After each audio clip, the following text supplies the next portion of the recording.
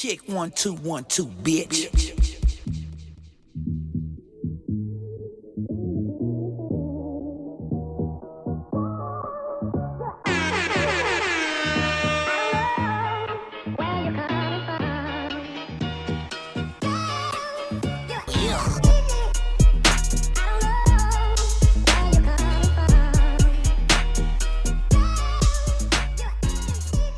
What up? What up? What up? What up?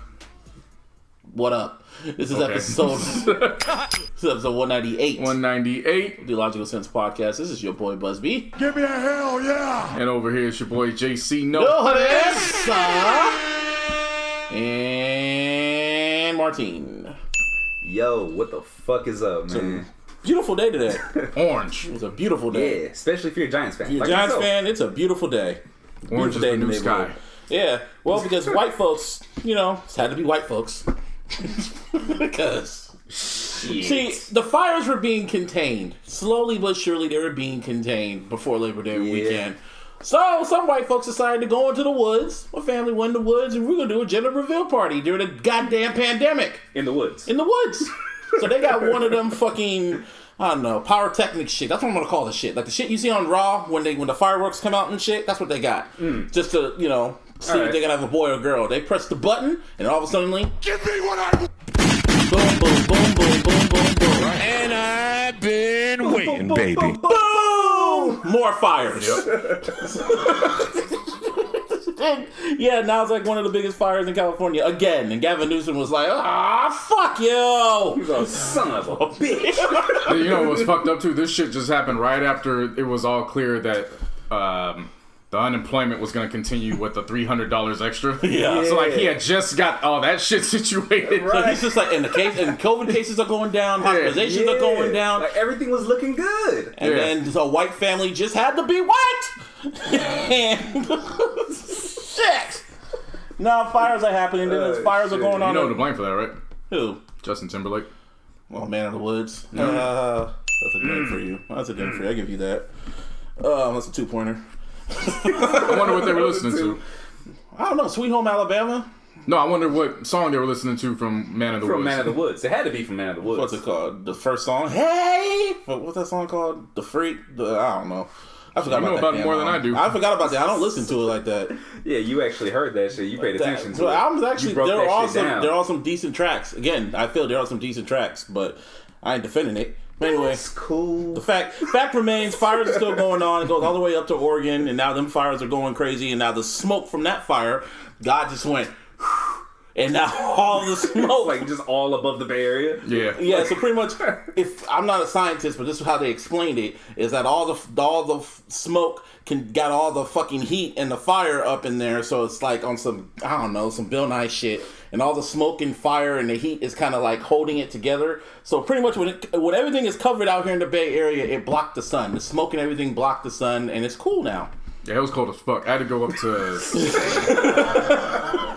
South San Francisco to go handle something this morning. Mm-hmm. And so when I walked out, it was warm here in San Jose. Right. So I was like, and then like the memory of daily city living. And I was like, no, let me just go grab my hoodie just in case. I went back and drove.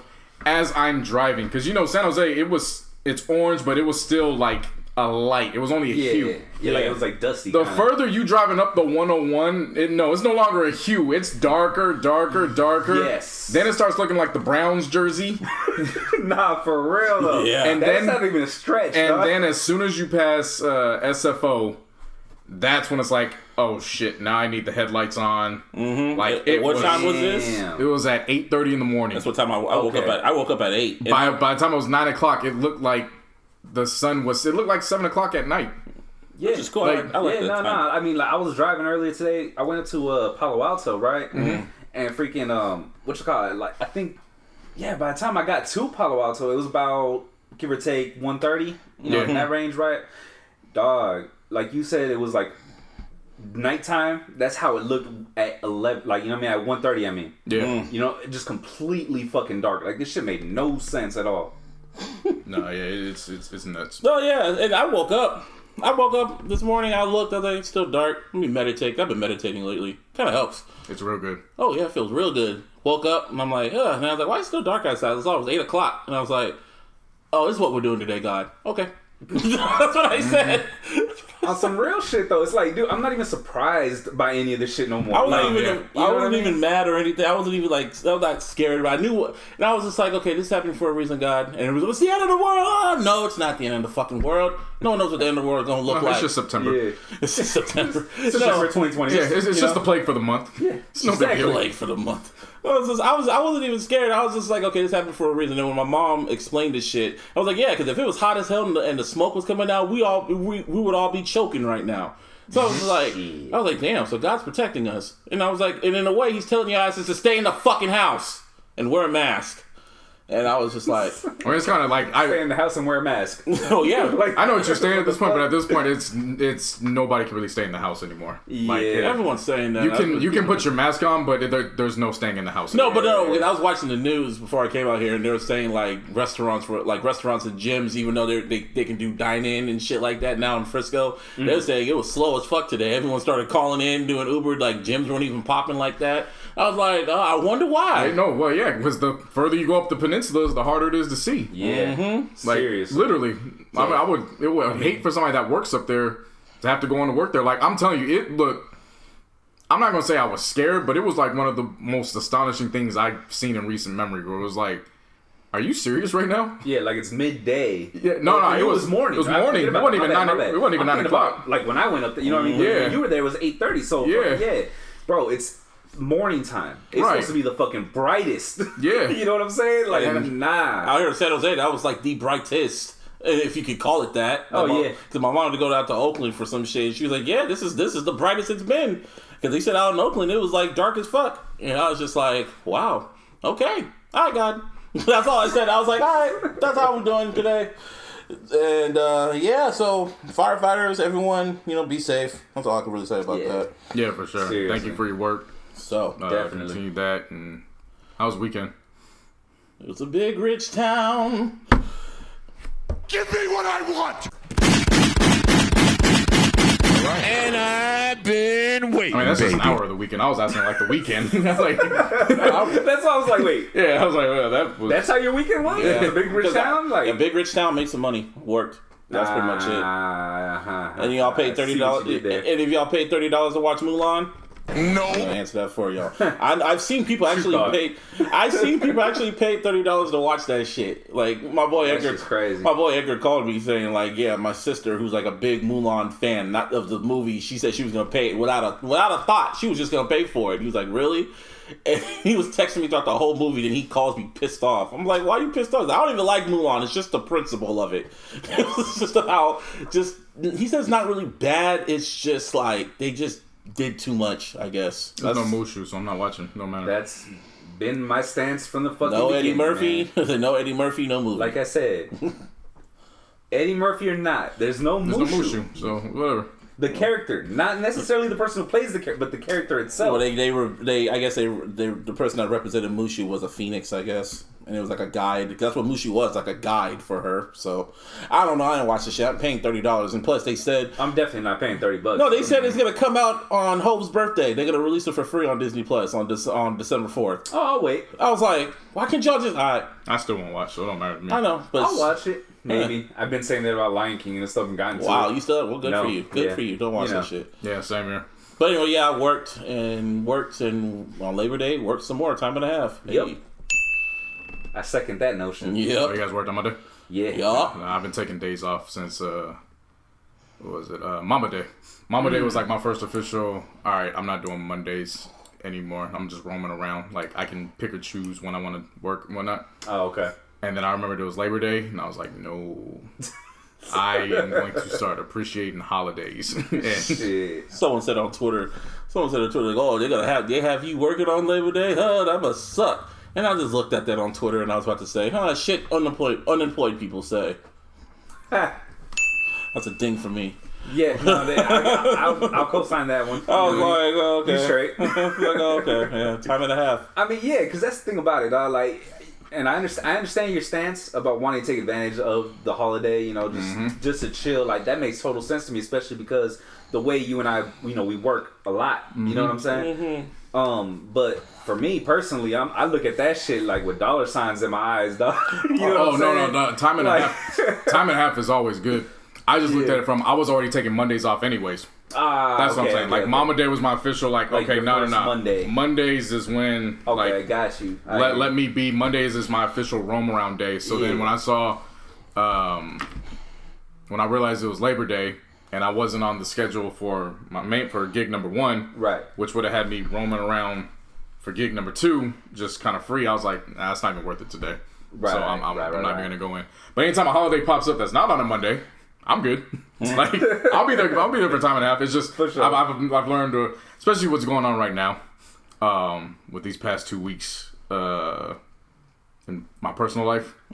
Like, needing time to reflect and, you know. Yeah, just think shit over. Yeah, like, you know. I mean, it's no secret now. It's floated on social media at this point.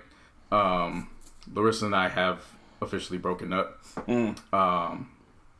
And it's like, it's one of those interesting, like, this one was a tough one because nobody did anything wrong.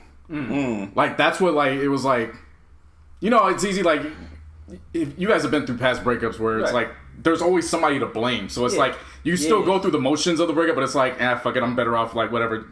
Third. No, in this one, it was, nobody did anything wrong. It was just, we just reached a point where it was, we were thinking about the next step in life, and we pictured things differently. Right. And it was like, do we stay to try to force it, or do we rely on the foundation of the friendship and hold on to that before we risk losing that too?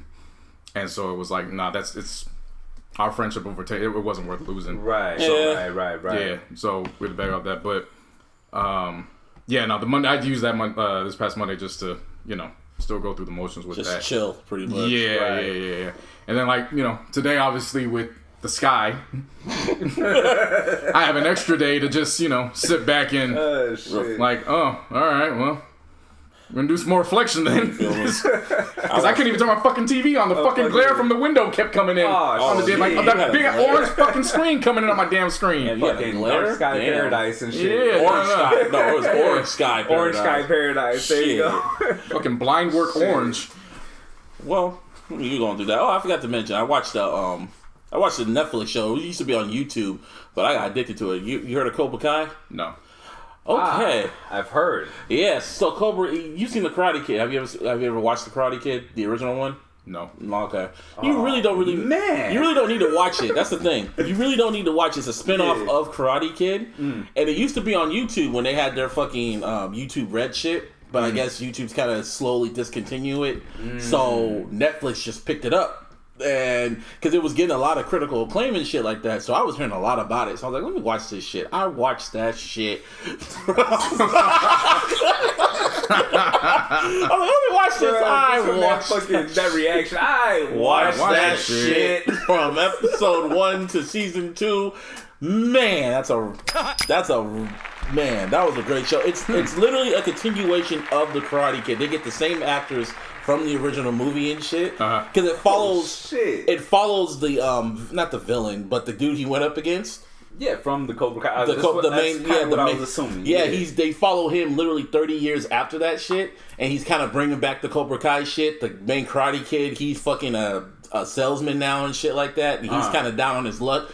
So he was just like, you know what, I gotta bring the boys back. I gotta bring the whole Cobra Kai shit back, and now he's like training kids and all types of shit. It's like it's a whole. I was sitting there because it knows what it is. It knows what the show is, and they know that they're fucking. They don't take itself serious, but it's serious enough. And they keep going back to the Karate Kid movies and shit to expand on certain stuff. And especially because you've seen everything from the bad guys, I guess the quote unquote bad guys' point of view of how he saw the Karate Kid. They're the bad guys. But in this one, there's not really a good guy or bad guy. There's like a gray area. And I was sitting there like, this is a really good show. And it was on YouTube. It was on YouTube TV, but no one wanted to pay for that shit. And it ended on a cliffhanger for season 2, and I was just like, oh. And I looked it up, and they already have season 3 in the bag, but they just literally brought it to Netflix like last month. So they're just kind of waiting for like the buzz to creep up and shit, and they're gonna drop. They already filmed season 3. I like when and it's gonna come out next year. I like when platforms do that. So it does a couple seasons on one platform, and it might be under the radar, or it just was good enough to. Oh yeah, Will Smith produced the show too. Yeah. Wait, who? Will Smith. Really? Mm-hmm. Yeah, Well, that makes sense. Because someone's doing quite good. Oh, that's. I wasn't thinking of that one. Yeah. You know what I mean? Like. But no, that so going from a platform and then seeing how another platform's like, no, wait a minute, we see some value in this. Like, let's bring it over here. Because then, like you were saying, you were hooked on the 2 seasons that they did with YouTube TV. I didn't watch it on YouTube. No. What I'm saying is those 2 seasons came from YouTube TV. Yeah, they're still there too. No. But what I'm saying is they came from YouTube TV. So now that you were interested, now there's new energy with Netflix bringing it over to their platform, which means it might jump up another notch because now they're invested in it. Yeah, that's what I'm saying. Yeah, it's invested, and they said they're going to bring in season 3 for 2021 because they said they already filmed it. It's in the can. They said they literally got by the skin of their teeth when they were literally almost done. That's when the pandemic hit. So they literally got the mixing done and everything by the time COVID like all the hit. editing and all that. Yeah, all that shit. Yeah. So. Yeah, and then I guess Netflix is waiting until next year. If they were smart, they should just drop it on Christmas or New Year's because it's a really good show. Like, surprisingly good. Like, even I couldn't believe how intense I was watching it. So, whenever anybody, the people, when you get a chance, watch Cobra Kai on Netflix. And I guess that's a shameless plug. Y'all should pay me for that. Netflix. No. You know how that shit goes. I know. But yeah, I watched that shit. Let's watch some other. Oh yeah, they put Black Dynamite on HBO Max, the animated. That was good on. The shit when it launched, no, it wasn't. Yeah, it was. No, I looked at it. I added it to my library the first day, and I watched 2 episodes the first day. I went into the Adult Swim shit. It was. I just saw Boondocks and then say Black Dynamite. Yeah, I watched it the first day HBO Max was out. I guess, but yeah, the first thing I watched was that Michael Jackson episode. That's the only one that matters to me. That shit was. That was by far the funniest piece of art I have ever. One of the most funniest shit I've ever seen in my life. Yeah, you're sorry. You're the sorriest motherfucker. Yeah, I went straight to the Leroy Jenkins one. That one when too. The Snoop came back and and all the pimps went on the train. That shit was fucking. And Black Dynamite had the flu. That was the first one I watched on HBO Max when it dropped. That shit's always funny. Because he pops up out of nowhere and goes, I told you my pimping is never to be in question, Leroy. He says, put me down, man. You know I'm handicapped. Only lasted 2 seasons, man. But that was a good like, what's it called? Alternate for Boondocks when they went away. But shout out to Carl Jones. Carl Jones was on that one too. That shit was hilarious. But yeah, Cobra Kai, watch that shit, people. That shit's fire. Yeah. Anyway, what else is fire? It's a big rich town, nigga. Yeah. We back. Power. Book 2. Ghost. There you go. Book 2. Ghost. I'm a ghost. It's kind of funny. Mary J. Blige and Method Man, like, they make hit records together. Now they're going to be on a hit show together. I mean, you know how it goes. You're all I need. Yeah. That's what they told 50. You're all I need. To get by. Yeah. And I mean, think about it. Who does Tariq need right now? A lawyer. He needs both of them. Mm-hmm. Yeah. Yeah, I was curious to see how this shit was gonna go, and I was like, okay, where are they gonna go? Oh, you was wrong, huh? Yeah, you wanted that motherfucker killed off in season 3, season 4, season 5, season 6. Yeah. What I keep telling you, I've stood on the fucking platform the entire time saying, no, you need him to stay alive because he's going to take over Ghost's situation, and he's going to go into the next generation. And everybody goes saying, no, you gotta die. Well, here we are. Are you done? How do you like it? Are you done? No, because I'm gonna keep gloating. Are you? Because you tuned in to the episode after saying that he deserved to die. You weren't gonna watch anything with him as the lead. I also said after I saw the series finale of Power Book 1, I guess we can call it Book 1. I was in for Book 2 because I love how it ended. And that's fine. And then when I was watching the series, I still didn't like the little bastard, but I see how it's going, and he's literally going to become his dad, and it's going to be a slow and painful death. He's going to become his father, and I'm like, oh, oh, this is what's gonna happen. Oh, okay. I like this. Because no one, in my opinion, he's still a little shit. I don't like him. I still don't like him. But he's not built to be liked. You're trying to get an understanding of how he is. And I'm just like, oh, okay. And I liked it. I liked the show. I like. It was just episode 1, but it was setting everything up, planting seeds for what was to come. I'm like, I like this.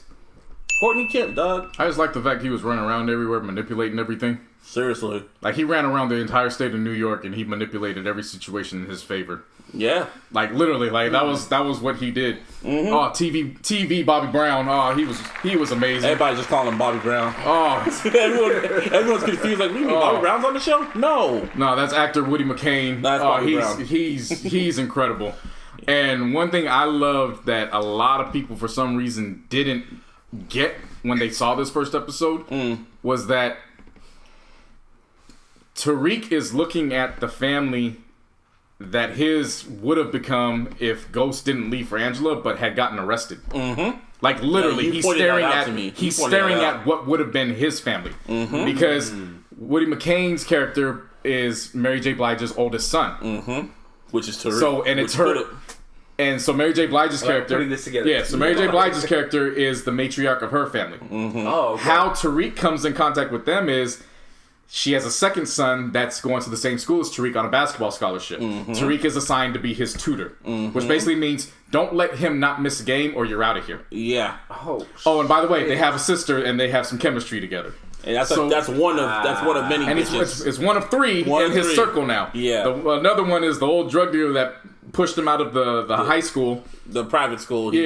She's back in the fold, and then there's the good girl, the college girl. So he's got a nice little rotation. Just in one episode. Like, he hasn't committed anything. He's just he was running around New York. Just I see the seeds being planted with all those relationships. Oh yeah, for sure. Mm-hmm. But what I saw was so what Tariq is looking at with their family is what he was supposed to become. Because remember when it was getting towards the end of book 1, when Ghost had put his hands on Tasha, Tariq got pissed and was like, no, I'm the one that should be protecting you. Mm-hmm. And in that family, TV Bobby Brown is his mom's enforcer. Let's call him Bobby Brown. Let's say TV Brown. No, it's TV. No. You gotta show respect. You gotta show respect to my uncle.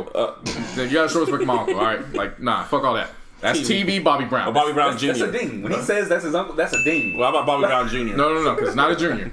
You can't be a junior when you're the same nigga. Yeah, man, it's the same dude. Come on, let's take that, man. It's a clone. Yeah, that's clone Bobby Brown. Yeah.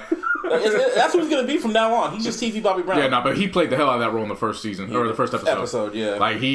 I know what his role is going to be around Tariq. Like, he's going to be the one that's kind of testing him to see if he's worthy to be around. He's going to be his Tommy. Well, maybe. No, his old schoolmate or roommate. That's going to end up becoming his Tommy. Be Tommy? Yeah. Nah, but he's not going to be like a motherfucker. Yeah, no, it's going to be. He's going to be more like I picture him more like a mix between Proctor and Tommy. Yeah. Because that's who it's going to be. Like, I'm thinking of, like, when I'm thinking of Tommy, I'm talking about, like, his right-hand man.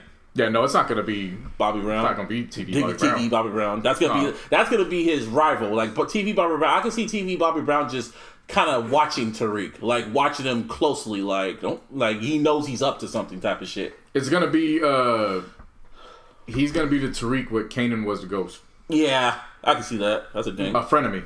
Yeah, and an ally, but that's one that's watching because he's like, you're my ally now because you're of use to my family now, but I don't know how much longer you're going to be of use to this family. Mm-hmm. Like, literally. I can see. I understand what you're telling me. I can see the Mary J. Blige character being his mentor in a way. Yeah, and Tasha ain't got. Yeah, Tasha's not going to make it. I give. How long are you giving her to season 2? Yeah. Yeah, there can only be one matriarch in this series, and it's clear it's going to be Mary J. Blige. Tasha's just on borrowed time because she's just having womp after womp happen. Because she's on borrowed time because she's going to be used to push Tariq over the edge. Mm-hmm. Her death's going to be pushing him over the edge, and when he's never going to come back. Right now he's in a mix between he's not Ghost yet. Right. He's just taking the first steps. Like, obviously, shooting his father was, I mean, nothing light. Obviously, it's a huge first step. It's a huge first step, but he hasn't completely crossed over yet. He's still trying to cover his ass. He's still his whole main goal is to get his mom out of jail. Yeah, and get his. And what I mean by that is, Ghost is his main alternative was covering his own ass, but he was hiding it in defense of his entire family. Tariq right now is covering his ass to protect his mother, and his mom. His mom is trying to. So he's not there yet. Yeah. He's eventually gonna get there. Oh yeah. After this one episode, I kind of low key see where this is all gonna go. No, it was beautifully set. Like it was one of those ones where like you and I talked about before. We're like, okay, we're going to be watching Power Book 2. We kind of see where it's going to go. But the storylines, like, there were just key moments where it was like, you smart. It's wild as fuck because this would not happen, but you smart. Because every week I'm back. Like what part? I mean, the biggest one. Tasha gets off, and 10 seconds later, she gets hit with a Rico. That shit was hilarious. She looked, what? No, because, let's rewind. Because Tariq told Method Man, who's a lawyer, which is still funny to see. he's like Johnny Cochran, pretty much. That's pretty much who he is. He's an actor, so I mean... No. That works. No, to see him play like a Johnny Cochran type. Yeah. Oh, yeah. That's why it's funny. The rhyme schemes, like... I'm like, I get you. Yeah. It's like, nigga... Well, see, that's fitting. No. It's fitting for him for rapping. Yeah. It's not fitting for him when he's kind of... Again, think of him playing Johnny Cochran and then using Johnny Cochran's rhyme schemes. It's not the same as Method Man the rapper. It's Method. It's just wild to see. That's all I'm trying to say. Yeah. All right. So anyway, yeah. So Tariq, when he sees him the first time, because the old lawyer wanted fucking Tasha to fucking confess to Tariq doing it. Tasha didn't want to do it, so she fired the lawyer. So Tasha was about to get locked up for real. So Tariq was panicking, and he saw fucking Method Man. So he went up to Method Man and said, "Yo, I need you to fucking help my mom's case." And he was like, $500,000 cash. Yeah. Right? And then he took his basketball friend's phone because he knows he has hella followers. And he's like, hey, can I borrow this real quick? And he's like, oh yeah, sure, don't worry about it. Which is something that would never happen. That would never fucking happen. Let me go on your IG live. And this nigga went on his IG live and was like, I want to thank the lawyer for helping my mom. Then like this and the third. Yeah, and then this nigga out here on Coney Island trying to get a hot dog and shit, and his phone's blowing up. And I wouldn't take that case if I were you. That ain't it, bro. It's like, and then he's like, and he sees the case. He's like, what? And then he's like, okay, you smart motherfucker. Okay, like that would really fucking happen. Yeah, because he could literally just go on there and say, no, I'm not taking the case. Yeah, like, any regular fucking person would have did that, but not Method Man. But it's the PCU, so PCU. What's the PCU? Power Cinematic Universe. Yeah, pretty much. Yeah. It's the Power Cinematic Universe, so when something happens... I knew exactly what you meant. When something happens in the moment, you can never say no. You have to do it, because it's just, that's how logic works in that universe. So you never have an option. Right. So then, he was, like, Tariq manipulated his way to do it. So anyway, he said, yeah, so when you talk to my mom, tell my mom that it's time to tell the truth about what happened.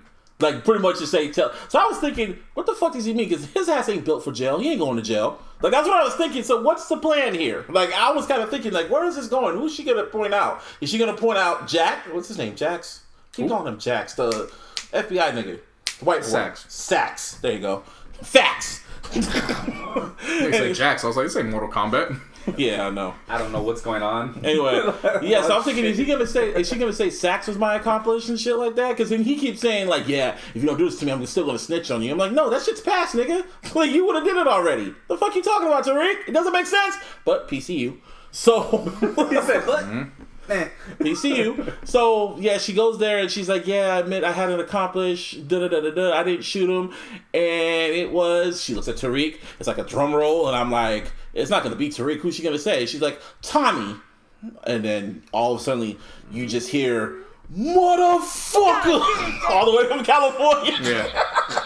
Not really, but honestly, I know what you mean. It would have made sense. You just heard, I get it. Motherfucker, just faint as fuck.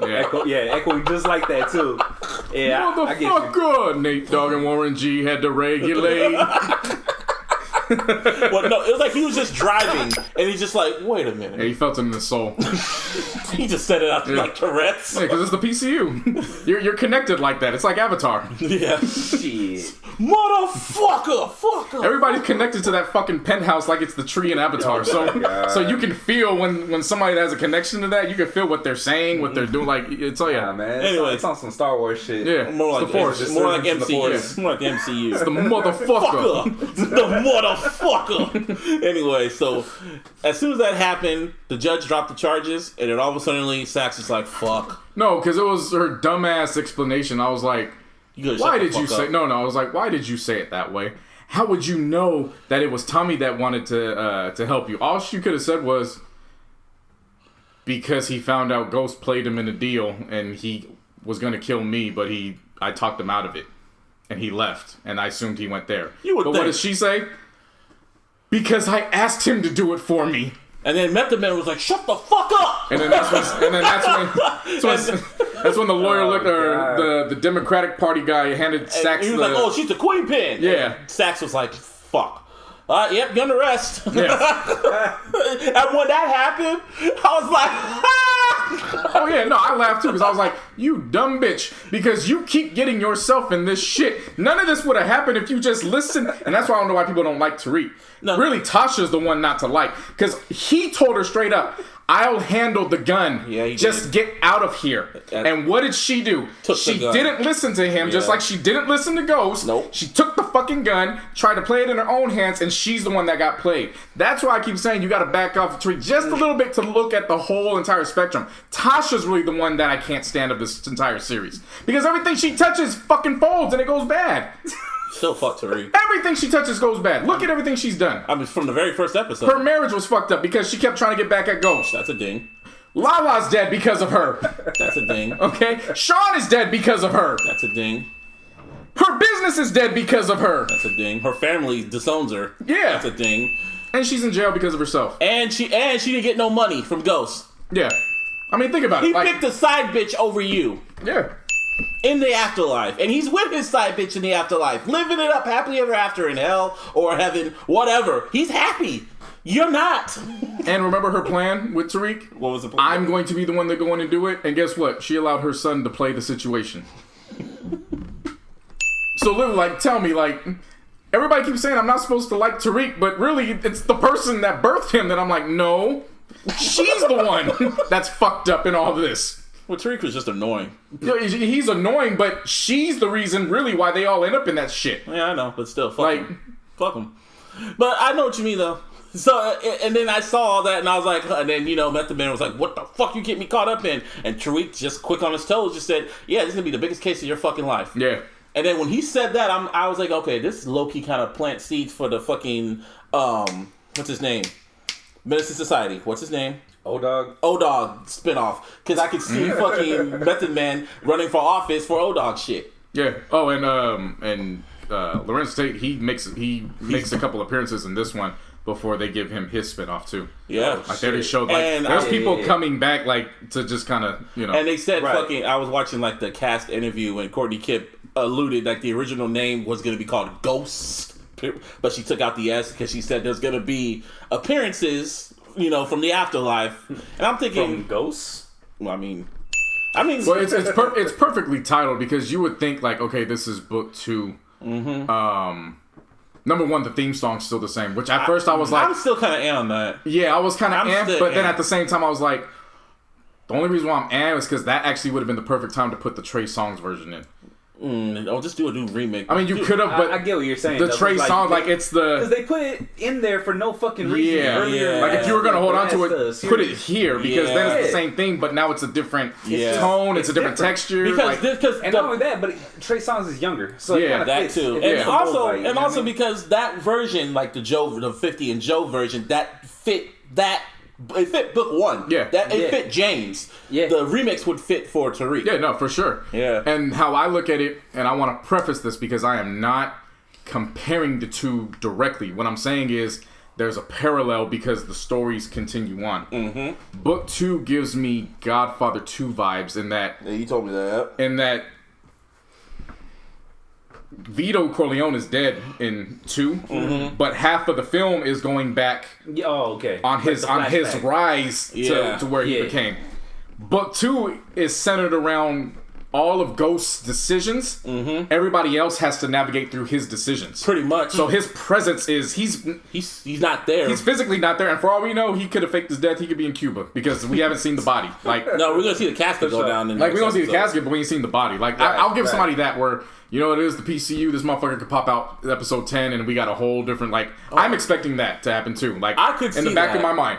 I could see that. But for now, everybody has to maneuver through his decisions. So his presence is still clouding everybody in their decision making. Like, their decisions really aren't their own. It's to clean up what he left behind. His So legacy. this is a part of the legacy of Tariq, where he's trying in the process of trying to become his own man, which eventually is going to lead him into making the similar steps as his father. He has to navigate like his father to get to those steps. And he's going to slowly become the person he hates, his father. Yeah. That's why I like it. I'm like, so you're going to become the person you hate the most. And that's karma. I was like, I like that. Facts. Well, that's how it always happens. Like that's how it always happens in these stories. And It's the prodigal son who does not want anything to do with his father's business, but in the blink of an eye, something happens that's traumatic, and it forces the prodigal son to make a decision where it's, do I hang on to that, or because that's my personal, or something personal happened to my family, and now I have to get involved, which in that case was Raina. That's what forced him to do what he had to do. Yeah. And that's what I'm saying. I'm like predicting what's going to happen through this series, because I can see him going further, digging a bigger hole, further and further into that dark side. And I could just literally see by the last season, he's going to have his family disown him. He's going to have baby mama drama. He's gonna fucking get so caught up in some shit that the cartels and Mary J. Blige is gonna be after him. Tasha's gonna be dead. He's not his. It's just gonna be one big what the fuck, and he's gonna probably join his dad or worse. I don't know what's gonna be worse. Well, I think he's gonna be the. I mean, yeah. Joining your dad. I mean, death is really the. Your dad is dead. Yeah. I know. Like.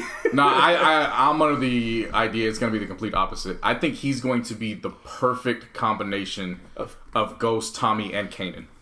Tommy too, huh? Yeah. Well, Tommy's his godfather. Yeah. And he's not there. Like, you gotta figure he had some type of influence on him. Like, he's gonna, you know what I mean? Because what I'm saying is he's gonna have that balance where he's very savvy like his dad, so he knows how to maneuver through white America. All right. With Tommy, as you can see, his relationship with his mom, that's emotions from Tommy. So he's got that connection. And then who schooled him to the game? It was Kanan. Yeah. So he learned how to do all this from Kanan, really. So I feel like he's going to be the perfect combination of the three, where he's constantly gonna get himself into shit, but because he knows how to maneuver like all three of them in some way, he's gonna be able to survive. But he's gonna survive. But there's gonna be those bodies gonna be left. There's gonna be consequences for his actions, and how is he gonna handle that? Yeah. Y'all, Courtney Kemp. Round of applause for that black man. It's great. I'm excited. That's why I said everyone was mad about the series finale of Power, and I was like, "How y'all mad? She stuck the landing better than Game of Thrones." I'm just gonna say, I love that ending to Power Book 1. Oh, you mean the same Game of Thrones that said they had an 8-minute fucking motherfucker? 8 minutes. Motherfucker! Don't say that. 8-minute scene of the Night King.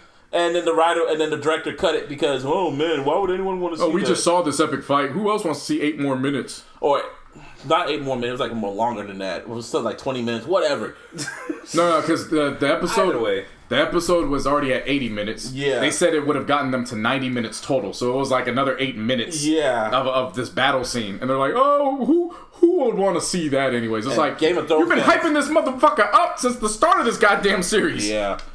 You ended season 5 with like the biggest fucking flex that this nigga had. Like, he's standing on an iceberg and just lifts his hands and he has a whole nother fucking legion behind him to just show that he's this badass. He could have had a fight with Arya, and then like the last biggest thing he did was like walk out like he was in the cast of Belly. And he could have had a big old battle with Arya, and then fucking what's his name? What the fuck's his name? I see him. The nigga that didn't want to be the king. Jon Snow. Jon Snow could have came out. I know this. I know, right? Jon Snow could have came out and he could have killed the fucking Night King, and we're all gonna be like, oh shit! But you know, who wants to see 80 more minutes? Nah, fuck all that. Fuck you. That's why. All because they couldn't have their Confederate won the war TV series. You feel me? Extra half hour? Nah. Yeah, nah. Fuck we that. don't need that. Yeah. But HBO said we'll give you the money. Nah. No. We good. Yeah. Anyway, back to Power. Courtney Kemp, man, and then this is just book 2. She still got to stay. They said they're setting up for book 3, the Kanan, and then book 4 would be Tommy. No, book 5's Tommy. Book 4 is O-Dog. Ah, Yeah, I wonder how that one's gonna be. Tate's gonna be good. Yeah, hope so. Especially after this real life political climate. There's a lot you can put into a story. Shit, this motherfucking Trump, this nigga 45 got caught up doing a book that he was like talking to the author back in February, and he was like, "Oh yeah, the virus, yeah, it's fucked up. Yeah. Yeah, the virus is fucked up, but we have to downplay it, you know, because we don't want to scare nobody." But yeah, he pretty much in a nutshell, he knew how fucked up the virus was, but he literally told the GOP to downplay it. Because he didn't want to scare. I didn't want to scare nobody. Nah, nigga, you don't want to lose votes. You didn't want to look weak. What? Yeah, I know. Yeah, that happened. That was reported today. What kind of shit is that? Yeah, there's audio and everything. Yeah. That's fucking trash. In the words of Obama, seriously, people. that shit's fucking trash. And the word, yeah, he was the one talking all that shit. That's what I'm saying. In the words of Obama, don't boo, vote. Yeah. God, damn, I really wish that his fucking followers, I don't call them Republican, his followers see that shit and be like, wait, he didn't tell us the truth for once, you know what I mean? Because it's in writing. They don't see that shit. Veterans are already saying, veterans are saying, get this nigga the fuck up out of here, because another report came out like last week that he called pretty much all like they wanted him to go to some fucking military cemetery or whatever, and he didn't want to go, and he called them all fucking losers. Why would I want to go there? Why would I want to go see a bunch of losers? Bro, and the veterans. Shit it was clear as day that he doesn't respect the military.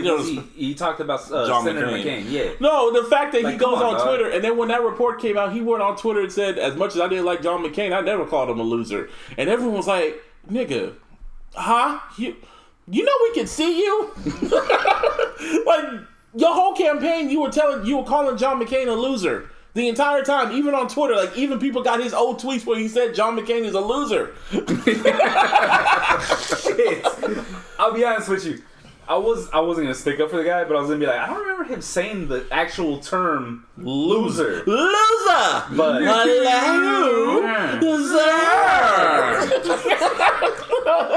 hello is there. So yeah, and it's just like, huh? And man, I'm seeing veterans. I was looking down all my Facebook, Twitter, fucking Instagram. Man. Veterans are pissed. Oh yeah. Woo! Yeah. That was talk about coming back full circle when it was Kaepernick disrespecting the servicemen. No, wasn't. Let me be clear about that. The funniest part, I saw a tweet that said, yeah, so it's like 2:30 in the morning, and I see one of these I see my neighbor who's like an old school veteran. I see him walk outside, pick up his Trump 2020 sign, and threw it on the street. Bitch, you guessed it.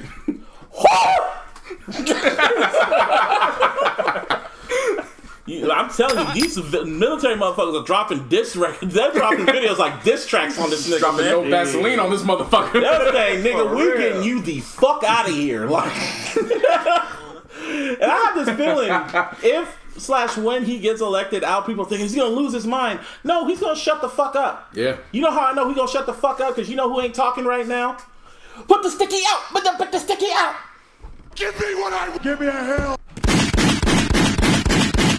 And I've been waiting, baby. Boo this man. Yeah, you deserve that snitchy sexy. Oh, this is a loud pack I've been waiting for. Oh man. Woo, we've been waiting for this. Oh, I'm getting high off this loud pack. Where should we begin? If it wasn't for the fucking the forest fires, I would have thought the sky was orange because everybody was celebrating with this motherfucker right now. Woo! Oh my god. So last week, Big Sean dropped his album Detroit 2, and everyone collectively listened to that. Mm-hmm. We're going to get to that later. Yes. But then we'll get to him later in a bit. But then all of a sudden, I was on Twitter, and I was just listening to the album, and then all of a sudden, like, people were saying that I saw 6ix9ine was, like, trending. I was like, why is he trending? And then it was like, oh, his album dropped. I'm like, oh, he has an album? And it went about my business. It went about my business. I mean, and even when I looked for it, I didn't even press play. I'm like, I ain't giving this motherfucker one stream, like at all. Nah, I just checked to see if it was there personally. Yeah, to search for it. Like that was it. I just saw it. I was like, oh, it did drop. Whoop, close that app. Yeah, it said Tattletales. That's what it was called. And I was just like, oh, okay, whatever. I didn't even give a fuck. I was like, I ain't listening. I'm not gonna give him one stream. Like, fuck this motherfucker. Yep. So then, apparently, Academics came out like a few days later, and I guess he posted this, the Hits Daily Double put the projections up and said he was going to go number one. So I saw that shit, and I was like, yeah, I'm gonna put Big Sean on rotation. I did the same thing. I ain't gonna lie. I was like, I opened up all 3 digital streaming platforms, searched Detroit 2, boom. I put that shit on rotation. That's all I listened to. That's all I was listening to it too. I put it on rotation. Like I even made my own custom playlist, which we get to later. But I put that shit on rotation. I put it on rotation. Like I would make sure Big Sean gets every stream. Oh yeah. So yeah. So I was like, whatever. I was like, if it happens, it happens. If he goes number 1, no one's gonna give a fuck because it's fucking fake anyway. So anyway, I'm sitting there. So suddenly, a few days later, reports come out. All of a sudden videos come out of 6ix9ine on his Instagram, and he's all fucking sad and shit. Like, yeah, man, I woke up in a bad mood because I'm looking on streaming platforms, and I'm going on iTunes and everything, and they don't have my album presented up front. Eat a dick, bitch. That's what the fuck you get. No, that was the machine talking to you. Yeah, that was the machine. Like, because you really had to search for this shit. They had Big Sean and hella other albums there, but even when you opened up more new releases, 6ix9ine was not there at all. Not on Tidal, not on Apple Music, not on Spotify, not on Google Music, Napster, everything you can think of, he was not there. No. Couldn't even find that shit on that piff. Shit. So I was like, okay. So I was thinking, why the fuck you complaining about that the number 1 album anyway? Then the reports, and then the new projections came out. The real projections came out. The projections. The real projections. And his numbers went down. It went from 100K. Oh, dramatically. To 65K. Mm-hmm. Bro, I've seen it as low as 35 to 45. To 45. Yeah. Yeah. And I was like, and then they showed like the charts, and I'm going like, oh, so you went from number 1 to number 7. Pop Smoke is now number 2. It's gonna be Big Sean and Pop Smoke, number 1 and number 2 albums. You love to see it. Yeah.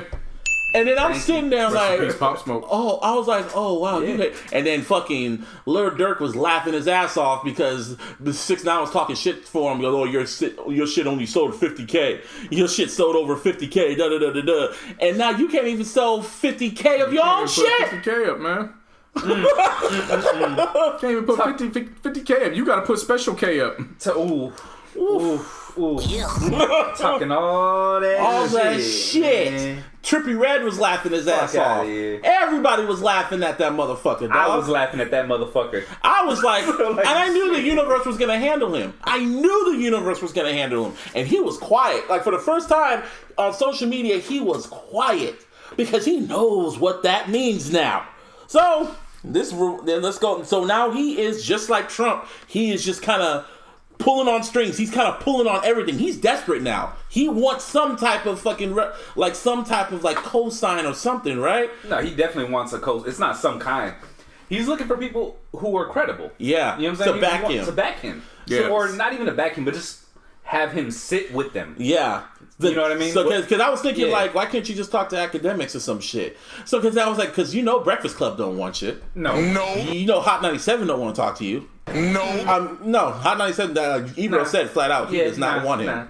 No. No other respectable radio station would want to fuck with you because they don't play your music, so why would they want to talk to you? No. So then a clip came out from Gilly the Kid's podcast. What's that shit called?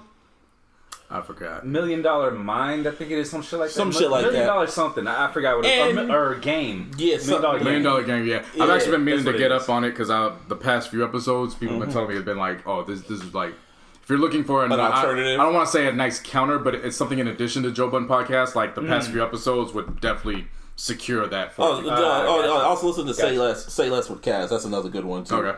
Anyway, yeah, Gilly the Kid played a voicemail or like a recording of when 6ix9ine himself called him saying that he wanted to get interviewed on his podcast, and he was just sitting there shocked, like, what? And 6ix9ine was all going like, you heard his voice? 6ix9ine was going like, yeah, this will be the biggest interview of your career. It's like, I'm going to talk about stuff that no one ever talked about. I'm going to do this. I'm going to do that. You don't need Joe Budden and da-da-da-da. And then this is going to be the biggest one in your life. And then Gilly the Kid just hung up on him and like, he just stopped the conversation. He was just like, the biggest thing that ever happened in my life was when my son was born. Like, I think he took it. And there's nothing wrong with Gilly taking that route. I think he just took it too Personal. Because I knew what 6ix9ine was saying. He was just saying that this is going to be like the biggest moment of his career. Yeah. No, I get that too. And I understand exactly what you're saying, like your point, right? Bro? Yeah. My whole thing is this, though. How are you to tell me that this is going to be the biggest, you know what I mean? No, that's the part I have issue with. No. We both have an issue with it. I want to make that clear. Yeah. I'm just saying Gilly took it to a place where I don't even think Snitchy 60 was going with it. Yeah. I think he was just talking about his career. Right. No, I get that aspect. But now Gilly had a right. Nah. Gilly had any right to go after him and be like, "Well, who are you to say this is my biggest moment?" Mm-hmm. I 100% stand by that. Right. I just think when he went to the kids, I was like, I understand that. I just don't think that's where it was. And then, then again, he was like, I'm not going to have no snitch on my fucking platform. So then, today, like this past Wednesday, Joe Budden was on his podcast, and he revealed that fucking Snitchy 60s people hit him up too. And then he was just like, No. nah. And then he saw Gilly the Kid shit, and he was like, this old manipulative motherfucker, you talk to him too. And then I just realized this motherfucker is begging for interviews. He is begging for something, because the only highest interview he ever had was with right now is the New York Post before his album dropped. And I read that little shit. I read that little interview he had after when all the shit was going on. I just read it just to get, just see how he is. And this nigga was just like, please believe me. Like, he was literally just like kind of saying a whole lot of whataboutisms and shit. The best quote from that part was when the interview dude asked him flat out, like, he's like, are you afraid to die? And he was like, fuck yeah. He's like, fuck yeah, I'm afraid to die. Are you? And then the interviewer looked at him and said, well, you're more closer to her than I am. In other words, he said, No. It's like, I can't see that shit happening anytime soon. But you, on the other hand, Yeah, and then he was kind of just talking about how he literally talked about how he strives off attention, whether it's good or bad. He strives off negativity. Yeah. He said flat out, I wake up in the morning thinking about how I could get people to piss me off. I throw it off a negativity. Other way around. What? How he could piss off other people. How I could piss off other people. Yeah, I wake up just trying to piss people off. It's just like it's like gangland. I thrive off negativity. I thrive off negativity. Yeah, he literally he's saying that. Then he tried to compare himself to Tupac, and it was like, well, yeah, like Tupac. What's the difference between me and Tupac? Tupac went to jail for a rape case, and his music is kind of the same as my music. And then the interview dude was like, no, he was multi-layered. No. Like, he talked about other stuff, and then 6ix9ine starts playing Troublesome 96. Like, that's the only fucking track Pac had.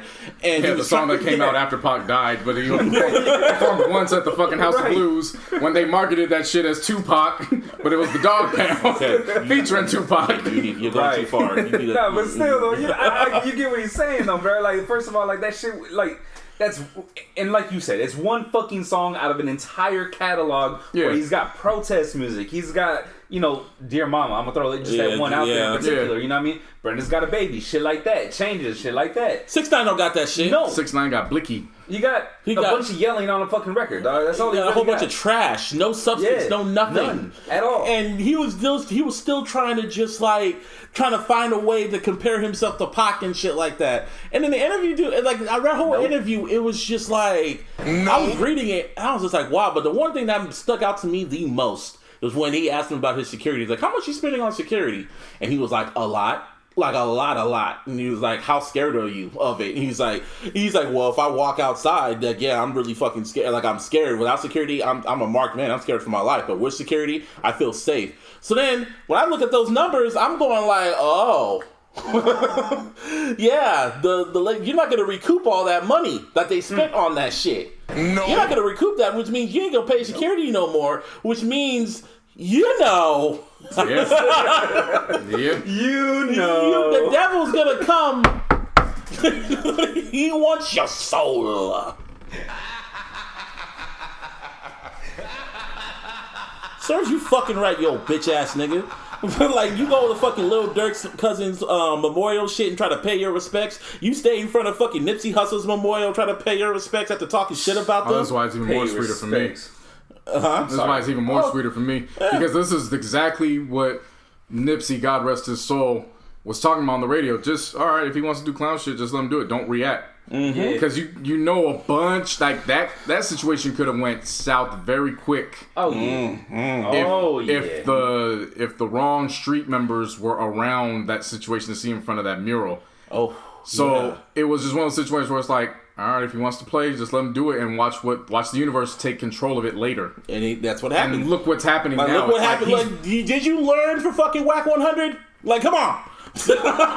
Like, I'm gonna go through this whole shit. Like, of 6ix9ine's little, I'm gonna give you the spark notes of his history. He, at the beginning of his career, like back in 2018. Whatever. He literally had hip hop. He was the most talked about person in hip hop, for better or for worse. He had songs on the charts. He was touring. He was performing, and he low key had a career. He was the most talked about person ever. Then he got locked up. Him and his whole crew got knocked up. He went public. He publicly snitched on him, and in the article, he even said he low key enjoyed doing that shit. He said, "Isn't that kind of sick? Like, I enjoyed going up there and talking about it." I was like, you mother. So you snitched on him, then you get time clicking off, then a pandemic happens, you get out early, he embraces his snitching and thinking you're still gonna have a rap career, you're still instigating your shit with other fucking rappers and shit like that. And then all of a sudden, you have a record go #1. You have millions of people watching you on Instagram. You're getting billions of fucking streams on YouTube, and everything's looking kind of good for you. Then all of a sudden, people just start ignoring you. You have a record go #1 with Nicki, and then the next week it goes all the way fucking down. And it made history 2 times. It made history. Back-to-back weeks. Yeah.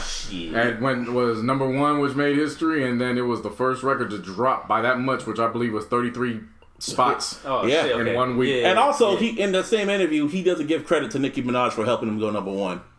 Yeah, talk about biting the hand that feeds you. That was his only shot. Like, Nicki was your last person to ever help you now. The Barbs helped you go #1, not you. You didn't do that shit by yourself, man. You filmed your 2 big hit records but they both had Nicki Minaj on them. You know where Daniel Hernandez went wrong in all this? He should have pitched this 6ix9ine character to 50 to get into the PCU.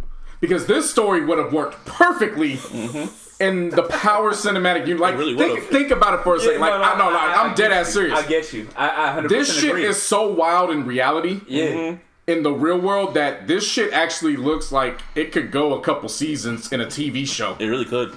Like, the story of a rapper that got 2 over his head, he snitches, and now let's follow him after. Yeah. That's a fucking TV series. Yeah, and then... Definitely. So then after that, your shit drops, and all of a sudden people are ignoring you. If people start ignoring your shit, you drop another record, that shit flops. Then you try to release an album, and you're thinking you're gonna go #1. You feel this is your last bit of relevancy to go #1 over Big Sean. You think you're gonna do it. The machine said, no. And dropped your ass to #7.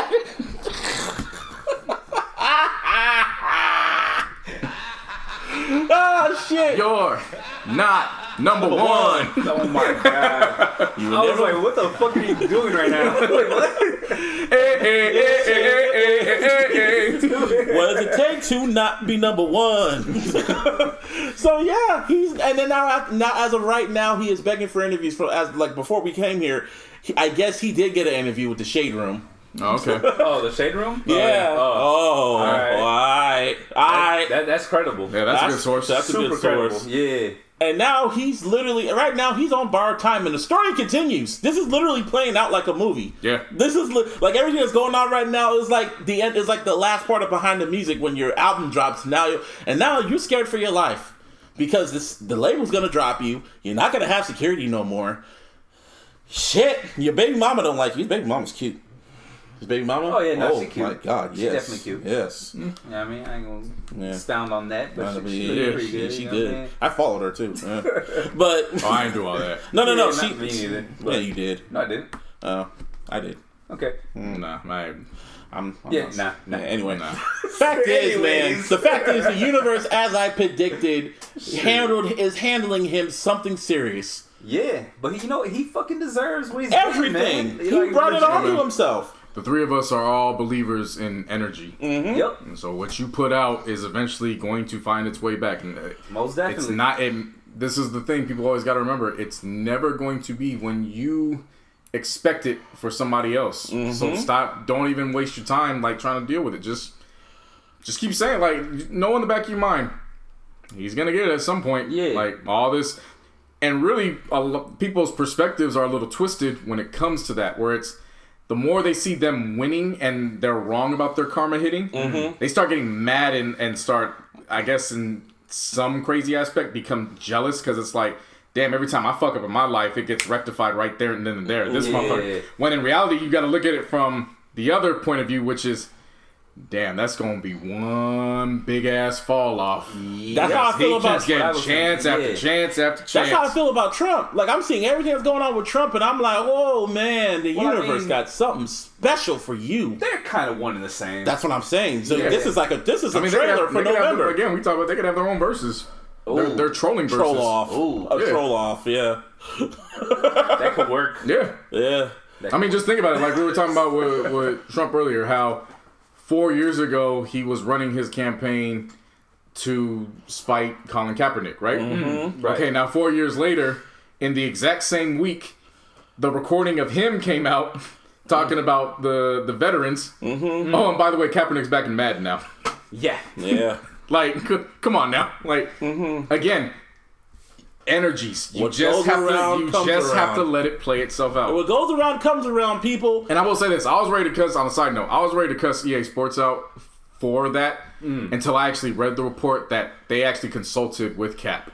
Yeah, they can't use his likeness without. Oh no! It wasn't about the likeness. You can put somebody's likeness in. You can have them do whatever celebrations that they want to do. But the fact that they talked to them, he said, "I want the afro," and then when it was the special celebration where he wanted the fist. Okay.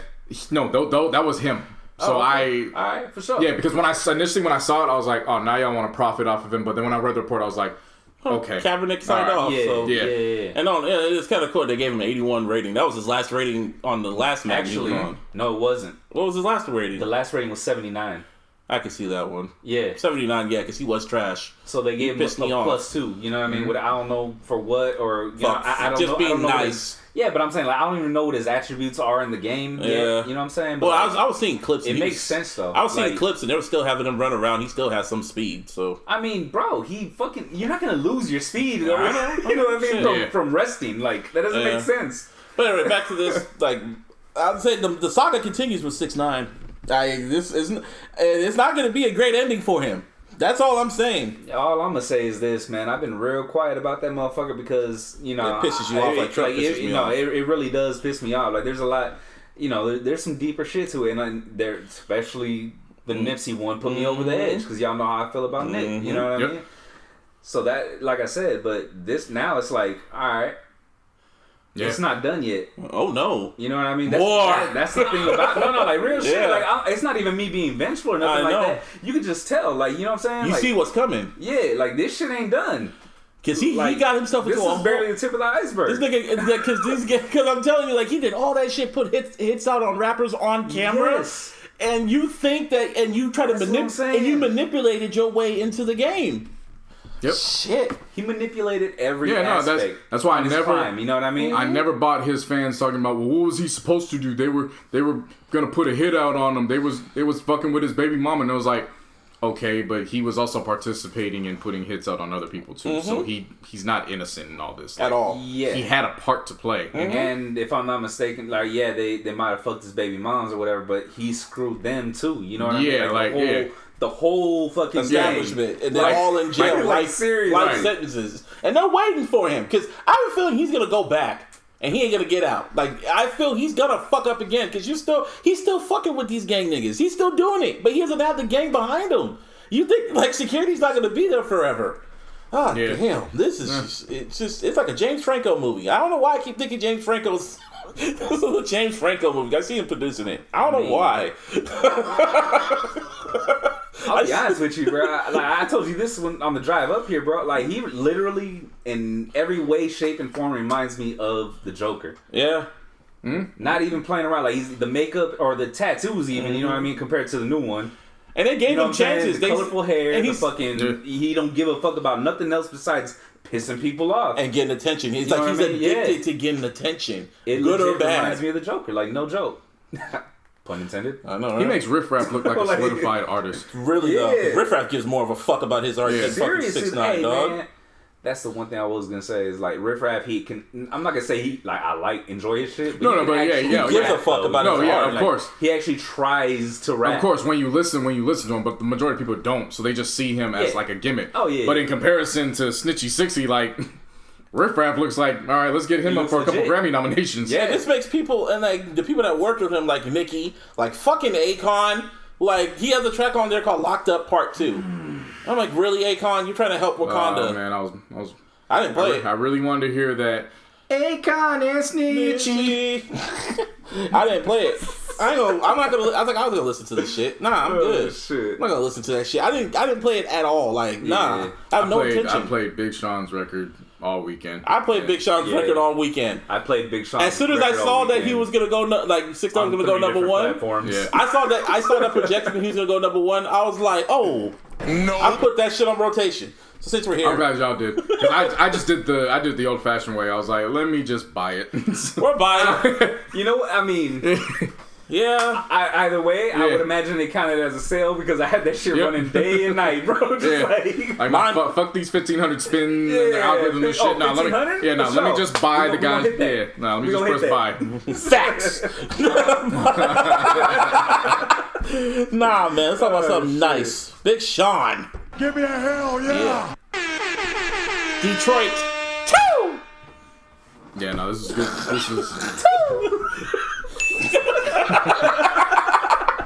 This is good money to me. I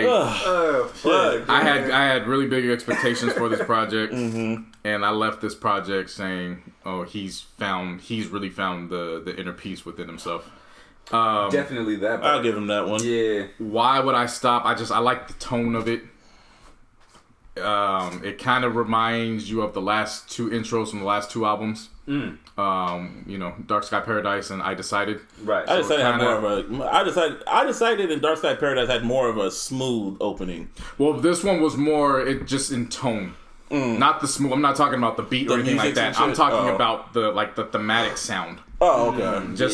It had that. Right. So it was like, okay. And then while Lucky Me had this kind of a different type of beat, it still fit for what I was like, okay, kind of bounced from left to right, but I like how it went. Right. And then of course Deep Reverence, but then going into Wolves. I was raised by the wolves. Bro. Like, fam, I heard the dark ass melodies with that, and I was like, nah, bro, we here. Yeah. We here. Yeah. We are here. And I thought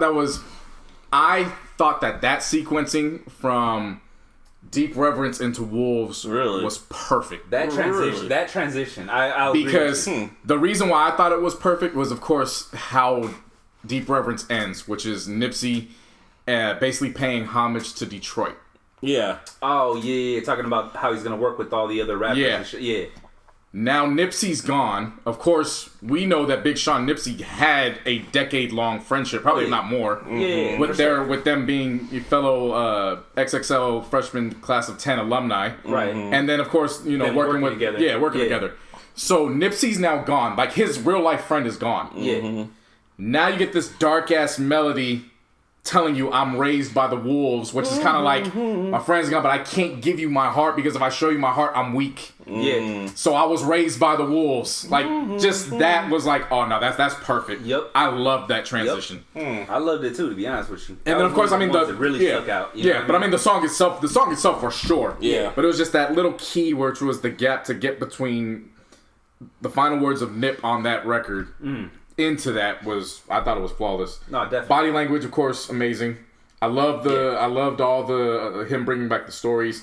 But for me, my standout track on this project, "Guard Your Heart." Oh yeah, Anderson .Paak.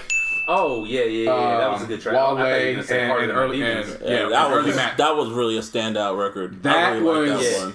Yeah. Anything you needed to know about Big Sean in that what's been going on with him. That's the record. I thought it was perfect in what he was saying in the verse. I'm caught between Kanye and Jay because I'm signed to Kanye, but I'm managed by Jay. I'm caught between Push and Drake because Drake is my close friend, but Push is my label is my VP, my mentor, and all this. Yeah.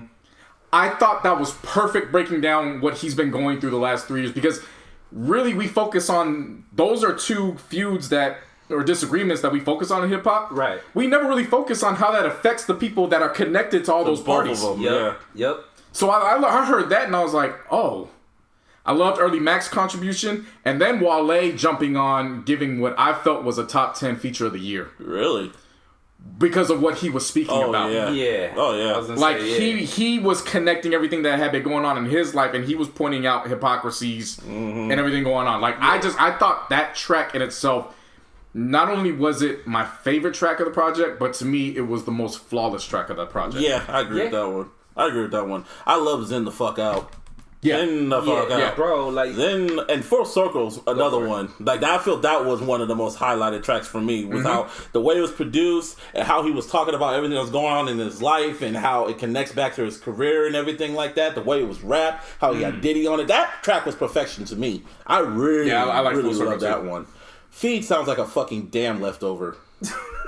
it looks like one too. And I mean that by the way it's written. Which one it's was all Feed in again? caps. The one, this one, Then I think it was the baddest that I liked. that record, Like Play when baddest. when it's got shit in reverse. the baddest. The right after that, the no ID shit. Yeah, that's the one I liked. Okay. Yeah, that one, man. I heard that shit. I was like, who produced this? And of course, there was no ID. Yeah, Of course. hell I did the exact same thing. I had to go to and I titles, put like, and oh, I had shit. the stink face listening to that shit. Like, oh Yeah. my god, yes. Yeah. Now Detroit 2 for Detroit 2 for me was a nice homecoming for him. Yeah. Like literally in every Yeah, aspect. Like yeah. of course with it being Detroit 2, the sequel to what we consider a classic tape, should have been a fucking classic album. It should have been. Yeah. I still feel But- Dark Side Paradise is his best. Oh no, yeah, of course, but I mean Detroit is something that was special when it came out. Oh, yeah. And Yeah. then to release Detroit 2 in the same week, if not the same day, 8 years later. Like literally, that was like Like, a day later. Yeah, Oh, like shit. I I thought didn't realize it was that Full close. circle. it was a full circle moment. Yeah. But what I appreciated it was the behind the scenes work that he was explaining too, which was he really played this project close to home in terms of people that were giving him the advice. So like, of course, Hit Boy was I think the main producer on here. Yeah, like again. 3 or 4 And it's- tracks. again. Like, And that dude yeah, just killing in shit. addition to him being co-executive producer, he was the main producer on here. Yeah. Him saying Kanye gave me a lot of reference tracks to bounce off of, to vibe to just kind of get ideas from.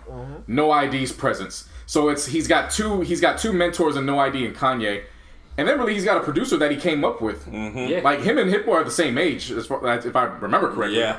If not, they're really close. Yeah, they're really close. Really, really close. So they're in that instance, they're peers. So to have your peer come in and say, "I got you. Don't worry about it. Let's get to the boards. Let's let Ye and No ID, like, you know, let's have them give the feedback. Right. But I got you. Yeah. Let's go." Yeah. I thought that was great. For sure. Not to mention, there's another producer you got to mention that he came up with as well. Is Key Wayne. Key Wayne. Yeah, Yeah. Key You know what I'm saying? And Yeah. just seeing his name on the feature list, Yeah. I was just like, all right, bro. I appreciate me personally, as you know. I mean, Right. I've been a producer since forever. Right. I've been making beats since forever. To see that producers are getting to shine like that, and I think Hit Boy might have been I like the that. first one to do it. Yeah, because Hit Boy was on Racks in the Middle. Yep. Yeah, I think that might have been the first time where a producer was pushed up to the feature list. Yep. Like, dog, that shit to me is dope as fuck. Oh, yeah, And for sure. The fact that he did it for his boy, that puts it like tenfold. You know what I'm Yeah. saying? Like, easy. Yeah. Dong Life was a great record. Yeah. Lil Wayne actually had Bro, I really look- wanted Meek Mill to really rap on there, but I knew Listen, it was timing. But Y'all shit. gotta re-listen to the funeral. I know it No, sounds no, asinine, no. whatever. Y'all gotta re-listen to No, that shit. Motherfucker was spitting, dog. I've been saying that shit. I know. I'll go back next year. I'll go back never. Do it whenever. I'll go back It February don't 31st. I'll go back February 32nd. Oh, you don't have to go that far. Just go- I'll make a fucking go to February calendar 30th. for you. Huh? Let's go to February 30th. February Don't gotta go 30th? that Yeah, far. how about? Yeah, I'm just saying that's how far. I'm gonna I'll go make back. a calendar for you. Hey, go do that. I'm saying? I'm not listening to that shit It'll again. be 28 days in. I mean, March. you laugh Fuck at it now, but let's knock on wood, because you know the jokes going around is, you know, we see New Year's Eve on 12/31/2020 at 12:59, and then at midnight It's 13/1, 2020. So we get a whole extra month of this shit. But I love Dawn Live, Still I Rise. But then the coup de grace of this, which I still feel should have been the bonus track. I joked that it was going to be 10 minutes. And then lo and behold, it was damn near 10 minutes. Yeah. Friday Night Cypher. Yeah, but it wasn't fucking Eminem's fault. Yeah. Like, Eminem didn't do the 5 minute verse. So you get half a point. Yeah. It damn near felt like a 5 minute. It was like 2 minutes. Ah, man. His last verse was like 2 minutes. Was it really? Yeah, it was like You 2 think minutes. so? It was like a minute and a half. No, it was 2 minutes. Okay. I looked at it. Sean had 2 verses. Well, it was the beat switch. He still kept going. I feel he had the best verse on Sean there. had 2 verses, like at 2 different points of the song. Yeah, I know exactly what you're talking about because the beat switched when he started because he kept rapping. I know what you're thinking of because he switched his tone up. He was a still person. I'm telling you, it was Sean. Mm-hmm. Then it was, I believe, 42 Doug right after that, or Boldy James. It was one of them. It was Boldy James and Big Sean. But Sean was on before that, like in a whole nother part of the song, dog. Like I'm telling you, I looked at Rap two Genius. different sections. I looked at Rap Genius and I was seeing it and I was like, oh, Big Sean's on here. Whatever. The point is, Big Sean had the best verse. It was if I can rank it, it would be Big Sean, M, Royce, and Cash Doll, and then Craig T. Gizzley. Everybody else, yeah. Really? In my opinion, yeah. Big Sean, I was surprised. Big Sean really came with it on that one. The only thing I will say that I disliked about Eminem's verse was the way that it ended. Oh, he was like, because he like, like, okay. And then the beat just ends. Yeah, like that's why I didn't like the one thing I didn't like. And then it goes right to Stevie Cash Wonder. Kid. Cash Kid. I was talking about this dude before. What's called when I first saw him on the track list. Mm-hmm. That was one of the best verses. Is that when the beat changed? Yes, I believe. When it sounded like the Bay. Yeah. Okay. I know what you're talking about. Yeah. The dude could spit, man. Yeah, he could spit. Yeah, he was cool. He could definitely fucking spit. But that's the one that I pointed out before the fucking the album came out or whatever. And I was like, I have a feeling like I think I mentioned it in the group chat. Probably. I don't think I said it on there, but I know I mentioned it in the group chat. I know you mentioned it on there. I was like, Cash Kid, dude, like look out for that motherfucker. Yeah, he's coming up, man. Yeah. But are you looking for it? What? The Big Sean? Because I saw you on Genius. I saw it. Yeah. No, sorry, you caught me when I was. No, you didn't catch me doing this. You caught me when I went away because I'm in fantasy negotiations right now. Oh, wow. Oh shit! He's Anyway, in full GM mode. Yeah, sorry, you can't do that to me. That's what I'm doing first. Like, what are you doing? Yeah, no, what are you doing? Guess what? No, so Big Sean and Drago were the 7th verse. And then Big Sean solo, and then the Hit Boy came in, and then Big Sean continued right after that. Okay, you're right. That's what I was saying. You're right. So he actually had 3 sections. Wow. Because they count the beat they switch. count his 4 as a different verse, and then the Hit Boy, and then they count everything else after that as another verse. Yeah. So he had like 3 sections. Yeah, but he was spitting. Like he was spitting. Like I'm gonna say again when it was Detroit versus everybody, he had the best verse on that one too. Not M. Man, I'm an M fan saying that. I felt Big Sean had the best verse on that. Big Sean's a rapper. Like rapper. He was rap. He had bars on this album. Like people talk sweet about him, and it's like, why? I mean, I guess, I but never he's a understood rapper. it, dog. I really don't because I mean, it's it's hard to say that I've ever been underwhelmed by a Big Sean verse, bro. Like, and that's saying a lot. I get what some people. It's not that I understand what they say. They say sometimes he just has bars that come across too corny. Mm-hmm. And maybe his voice. I think that's probably annoying. And my stance on that is okay, but it's not overly. It's not to the point where the corniness now distracts you from the bars. It's more like that was a funny kind of corny bar. All right, but it works. It's it works. That's how I've like I've always seen Big Sean. I was like, he's got the corny, but they're funny enough to where it's like. Yeah, it actually kind of flows with what he's saying. Exactly. So when they say that, it's like, no, I mean, yeah, he does, but the motherfucker can rap. Like, why are you so shocked? He can like Big Sean could spit. Yeah. But overall, in my opinion about this album, the music is there. This is just strictly on me. On me. The music, when I first listened to the album, the music was there, but it wasn't grabbing me. And I was like, okay, I want to like this album, but there's something about it that's just like not sitting well with me. And I listened to it 3 times when I was at work. I listened to it, and then I just started noticing something, and I'm like, it's the fucking sequencing for me. I did not like how this album was sequenced. So I went ahead and made my own sequenced album, and I love it. I mean, I could go in depth with it, but it's just the sequencing for me. And oh yeah, we didn't talk about one other song on here, which I thought was really trash, and I'm glad you skipped it. The 2088 track, Time In. I didn't even mean to skip it. That You shit thought it was was trash. I liked it. That shit was trash to me. That was the only trash song on this album. Did not fit on the album, in my opinion. He could have just did without that. Because I felt, because what's her name? She was already on fucking Body Language. Yeah, but that had Ty Dolla $ign. Yeah, but I can still, but that's still, not 2088. but record. still, 2088. You need to have them intimately. That shit was You need to have trash. them intimately fucking on record. No, the thing Like, is, just the two of they them. are so much better than that. That's what I'm saying. The shit on her album. shit. What was the album? What was the song? What's the song called? The Freestyle that Big Sean was on. When he said, "I made her nut 10 times" or some shit like that. Whatever the case, that was a 28 record. Anyway, the case is, I hated that record, but everything else, music wise, I just had an issue with the sequencing. I sequenced it myself. I feel it's superior. Y'all think differently. It is what it is. At the end of the day, the music's there. We love it. Mm-hmm.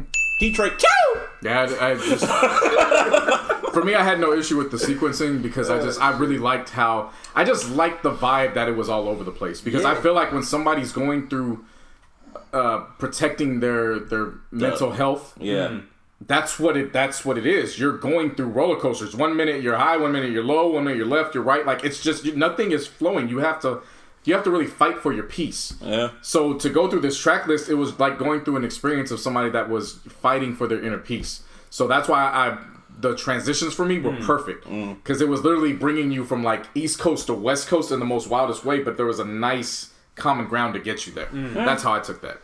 Yeah, for me, it was as simple as this. I liked all the songs, right? You know what I mean? That's number one. I liked all the fucking songs, but the way that they flowed into each other, not necessarily that they sounded the same or, you know what I mean? Yeah. Correlated even, but the way they flowed into each other. It was just like, all right, I fuck with this. I fuck with it. Except how Friday Night Cypher went to the Stevie Wonder. Yeah, that's the only one. I feel like that one I agree with you on that. That one sticks out like a sore thumb. I think the Stevie Wonder one could have been bumped up just a little bit earlier.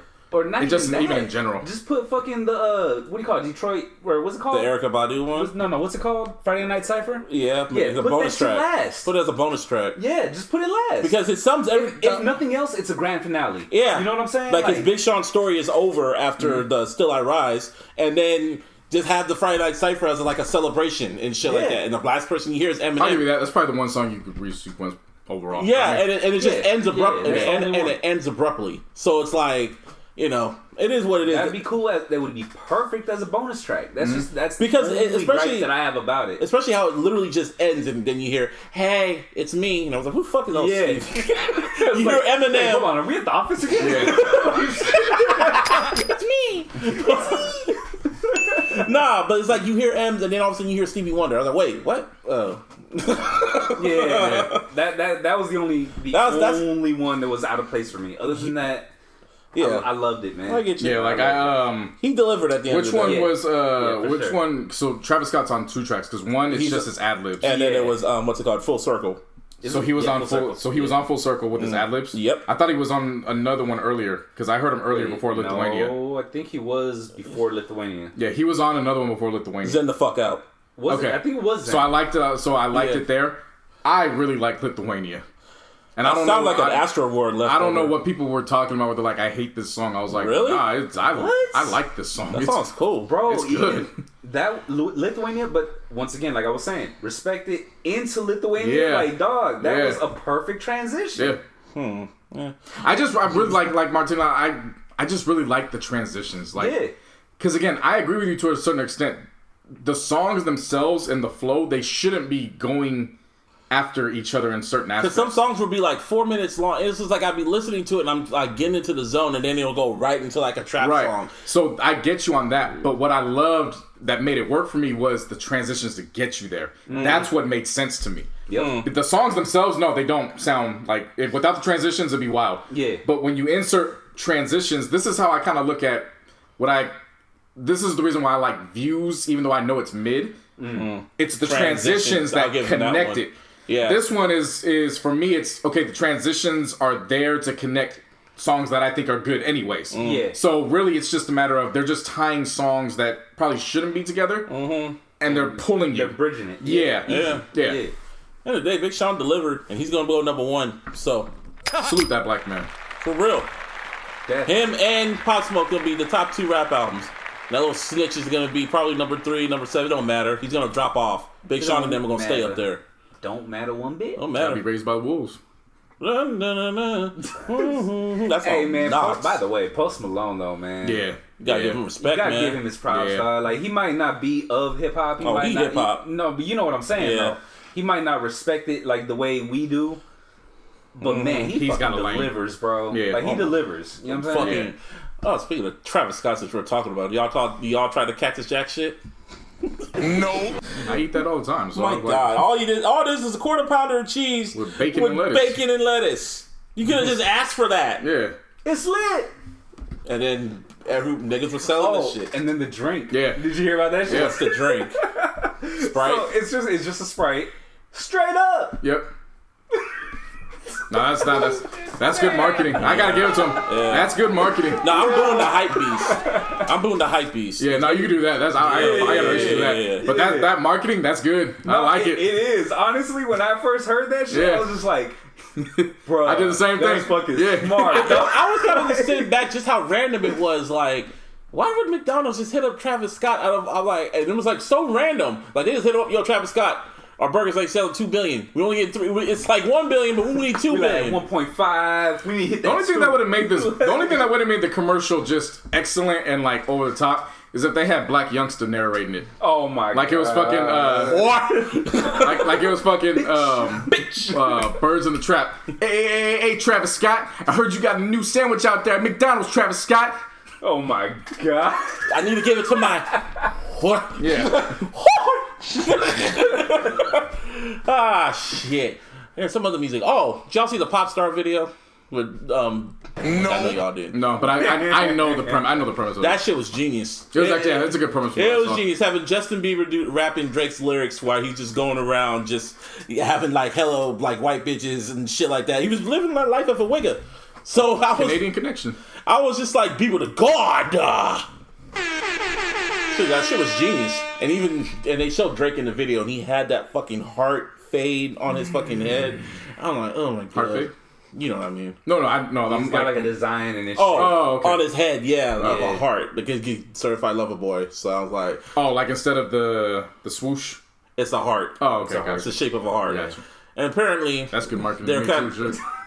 apparently they're like Drake's camp are hinting that they are very close, quote unquote, and BTS is just waiting. Waiting on the Death Star. Just looming. Oh, when you gonna drop? Oh yeah, we dropping that day too. excellent. Excellent. I have foreseen it. Shit. Anyway, so y'all gonna watch the next verses? No, because What? Like It was Draymond. It was more a question for Draymond. No. for sure. listen, man, I appreciate everything that Timbaland and Swiss Beats have done. Yeah. With Verzuz. Verzuz came at a perfect time when we literally had no entertainment. Right. Except for what had just gotten filmed in Hollywood. But in terms of sports, that was gone. TV shows were postponed. Yeah, all that. Like, yeah. we were literally... All we were consuming at that point was just news And of social what was media. going on. They came at the perfect time and they held Verzuz as a nice fill-in for that. But now we have sports back. Yeah. You can't compete with the sports, my Especially niggas. opening Dog. kickoff weekend for NFL. Yeah, seriously. Why is Patti LaBelle And Gladys Knight. and Gladys Knight going at the start time of Sunday Night Football in Week 1? Why? Why is that happening? Not just that, man. Isn't it Game 5 too? We don't know yet. But still, just No. Game 4 would be right as people are listening to this. We'd be getting for Game 4. Game 5 would be Saturday. Okay, never mind. Still, basketball probably be played that day too. But my thing was. Well, I mean, that's every. My thing was they could have put You know this what I on. They could have put this on Saturday before the Lakers. They could have game. put it And to on me- Labor Day. To me, it wasn't even Bro. about. It wasn't even about the Lakers game. It just would have been a nice just Prelude. a placing. Like, okay, we can't compete with the NFL. Like, don't even try to compete with the NFL. Yeah. I know they're gonna compete. I know they're gonna have viewers because this is the aunties battle. Oh, for sure. So of course but you're gonna have to deal with the aunties and uncles that don't know how to work social media, so good luck trying to get all of that situated. Right. Or just watch the internet in general. Right. and shit, Yeah. Yeah, because I was sitting back and I was thinking, because I was watching it and they were always hinting, oh, I can't wait for the next one. And I was watching, like, Say Less with Kaz, and they alluded about it, like, on Label Day. I was watching, it's like, oh, I can't wait. Yeah, aunties, get ready. So the first person that popped in my head was Patti LaBelle. And I was like, who would be next? Yeah, she bringing pies, too. And Gladys Knight. I was course. like, Patti LaBelle and Gladys Knight. And I was thinking, huh. And then I love Patti LaBelle. I love Gladys Knight. I never listened to him like that. I listen to him on KBLX, but I don't. Yeah, when it pops up too, it's not like you fucking go out of your way. And So shit. that's yeah. my mom. I listen to it like that. But I'm a fantasy football owner of 3 different fucking organizations. priorities. And it's the first week of business being back in play. Dog, you're doing fucking GM shit while we're Like, recording. you know what I'm saying? Are you kidding me? Of course you're gonna want to. You know what I'm saying? Like, yeah. I don't have. I don't got time for this. Nah. I'm still processing the fact that this is the first time in my lifetime that when the NFL season comes back, the NBA is still continuing with the playoffs. Yes. That's Like, this is the first time in my lifetime, Yeah. so, like, I have to learn how to maneuver through that. Fortunately, I've never really been up on the Thursday night games anyway, so if a game pops on Thursday, it's whatever. But unless it's the Niners. Yes. Even then, I've never been We're fighting. no. We're I've fighting. never really been one, and I can tell you this: being that somebody that worked for a fucking NFL team, I hated Thursday night games being there too. I get you. Okay. I fucking like. I'll give you that. I just don't like Thursday night games. You picked the Lakers over the Niners. I understand. Yeah, no, that's easy money. Lakers is my That's back and forth for me. No. I can't. I will not choose. basketball's my number one sport. Lakers is like- my number one team. See how we're not even talking and about the commercial. battle? See, Commercial? we're so Commercial. We're just like, man, we ain't even talk about that battle. Nah. Because I'm not scoring that. But Nah. Nah. it's For like women and aunties and shit, yeah. You know, have yourself a ball. yeah. I'm cool. I said it in the group chat. I'll have myself a ball watching, either basketball or football. I said I just You know what I'm that saying? Sunday night football game is gonna be one where it's like, It's yeah, good. some shit's gonna pop off. So let's see. Who's playing Let's Sunday see night? who's playing It's gonna be the Sunday night. Cowboys. It's gonna be the Cowboys. Nah, bro. If it's the Cowboys on week 1 and Yeah, it prime is. time, I'll be hot. That's It's- Cowboys and the Rams. fuck that. All right, I'm watching the fucking what do you call it? The LaBelle? Versus, yeah. Fuck it. Is it gonna be at Cowboy Stadium too? No, it's the grand opening of Oh, it's gotta LA's be new the one. stadium. Yeah. With nobody in there. SoFi or something. SoFi SoFi. Stadium. Yeah. Damn, it ain't nobody in there. Crickets. I'm watching that because I want to see that stadium. Stadium Hey, is nice. yo, but did you hear about what they're doing with the fucking what do you call it? With the empty stadiums and shit? Putting cardboard people in there and shit. Yeah. That's what the Giants did. No, I understand. I know that, but I'm saying, but I actually found out the price to them. How much are they? $150 Just to put your to shit. put your fucking bullshit behind the what do you call it? Like in the first few rows. or NFL whatever. should do what WWE's doing with the Thunderdome and just have people like, and what the NFL's doing, what the NBA did with their face. And Bro, shit. that That would be too much money. I I know. was say that's not cheap, bro. I know. Not Wishful cheap. thinking, but still. Yeah, super. You talking about bringing a big ass fucking Yeah. screen?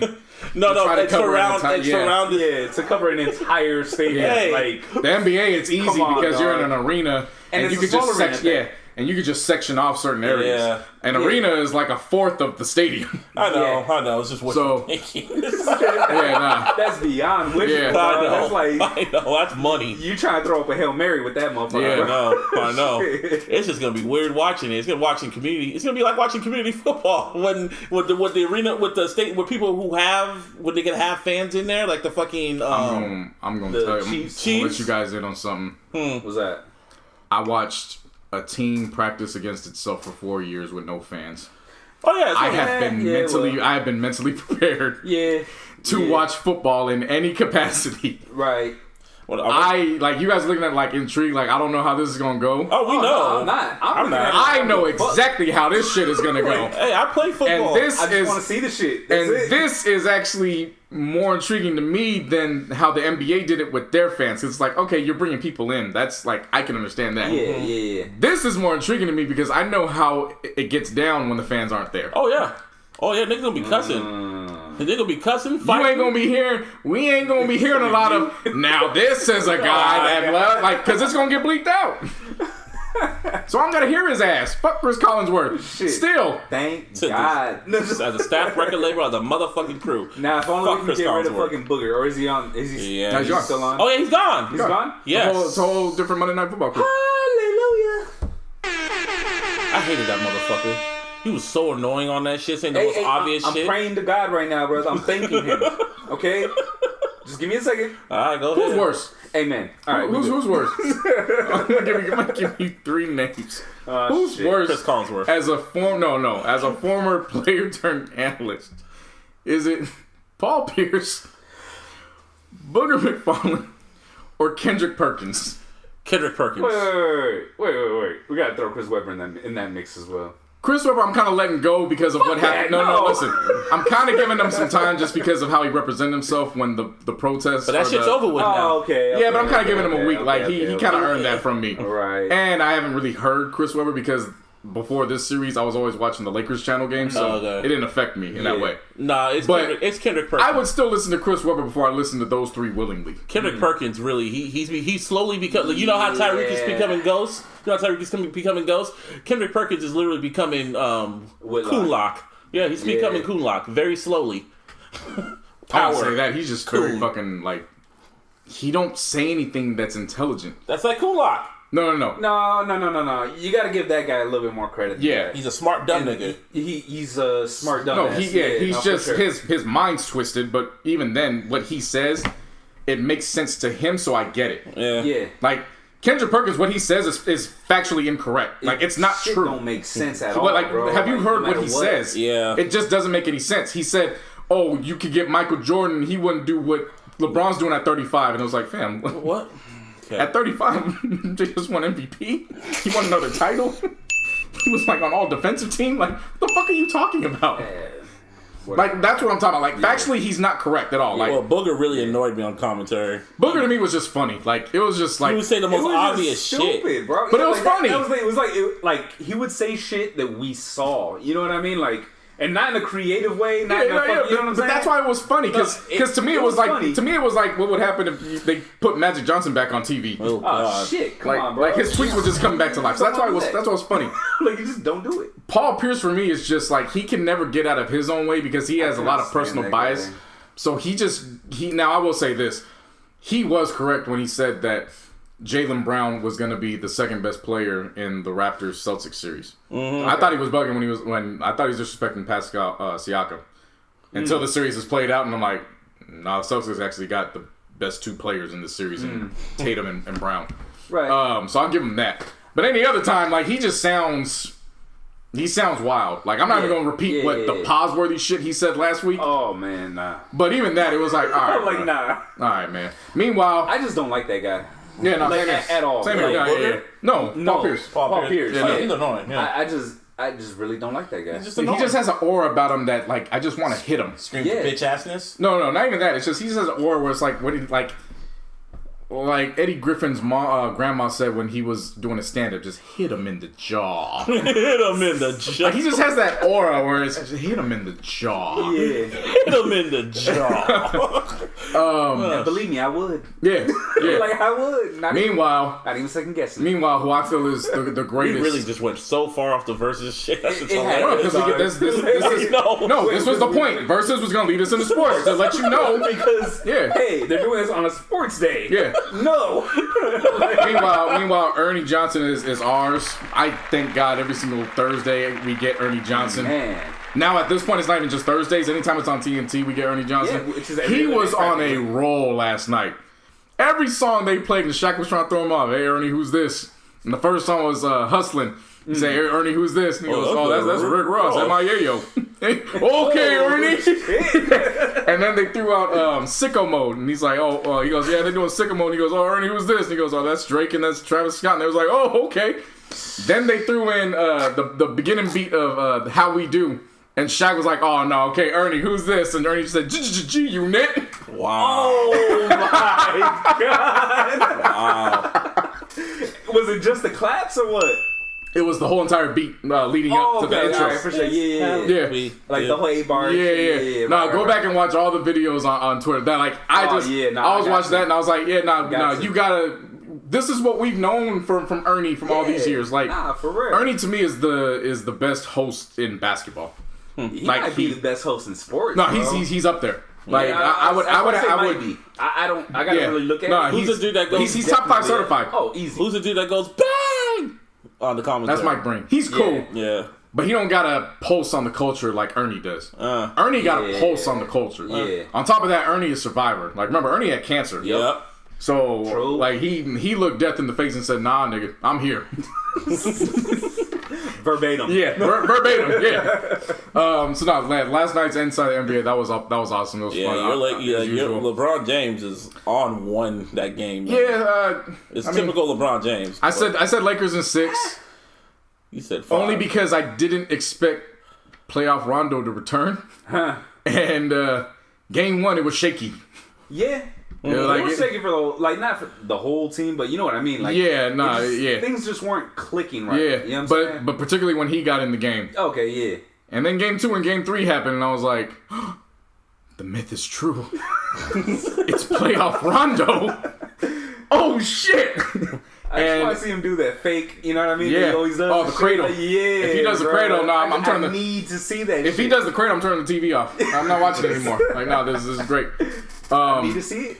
That's all I'm saying. I said Lakers in 5 against Houston. It might look like Clippers Lakers won. or Lakers in 6. Yeah, But it might look right like now. I saw that. It might be Lakers in 5 because I just saw there were just too many instances in game 3 where Houston had it and it was like they still couldn't find a way to close it. Right. Right. Now, granted, Covington going down in the final minutes, that was a huge blow. It's probably their best defender next to PJ Tucker. Shit, probably the biggest defender. Yeah. You know what I mean? So that I'm not gonna discredit that. That I'm gonna say I had a role, but at the same time, Bron put up 29 in the first half. Yeah. AD had like 12 or 13 in the third quarter or something like that. Something like that. Yeah. And then Rondo completely took over in the fourth quarter. Yeah, So I don't they know just who came that in was. waves. I didn't know who that was at first. No, yeah. You know what I'm I saying? mean, first of all, you have was Brace, so I was like, wait, yeah. who is this guy? You know what I mean? And I was like, oh, that's Rondo. I remember him. You know, he used to do good back when he was on the Celtics. And then he stole the ball from Harden. I was like, yeah. it's playoff Rondo. Like, oh, shit. Yeah. We here. Yeah, really good. And then you have Danuel House. I was trying to figure out why he wasn't in the game in game 3. And then the report came out. He violated bubble protocol. Yeah. And he invited a young lady that was not his wife or his girlfriend. And now I got the report. I don't know if you guys saw it about 15 minutes ago. He might be suspended the remainder of the bubble. Yeah. I think I saw that. I saw that. Yeah. You tried to bring a chick in, and then you literally risked it. Yeah, fuck out of here. Yeah. Don't blame him. You hate to see it. Well, that's all I can say. well. I just like how funny it gets when, you know, we lose the world. And granted, I don't like losing at all. But we lose the world in game 1, and everybody has all the jokes in the world. Dude, it happened twice. Like, again, I saw it when just happened in the last series. When Portland beat you guys in game 1, you know, when Dame had his game, I'm sitting back, I'm like, it's just game 1. It was exciting, but it's just game 1. Nah, fuck that, fuck LeBron, fuck all y'all, ah! And I'm like, okay. Because it's like the same shit I saw with the Warriors when they were winning. You know who was ringleading this time? Warriors fans. Well, whatever the case. They was the one ringleading all this. Well, I didn't see Warriors. I'm telling you, it was especially them because they hid behind the fact that they could root from Dame because he's from Oakland. Yep. Yeah, that's true. So that's what it was. Like, they were the ringleaders that. I showed you my text. Bro. Yeah, you know what I mean. The funny is they can't. It's less Warriors fans this time because they would have to attach their wagon to Harden and Westbrook. They don't want that. So that's why you're not seeing it a lot this round. Nah. But I'm up on game. I know what it is. Yeah. I was just like, and then all of a sudden, it is what it is. And I was like, this is LeBron James we're talking about. Regardless of how you feel, this is LeBron fucking James. What the fuck you think's gonna happen? Yeah. And what the fuck happened? I will say this though. It's not even the fact that LeBron is LeBron, but it's not.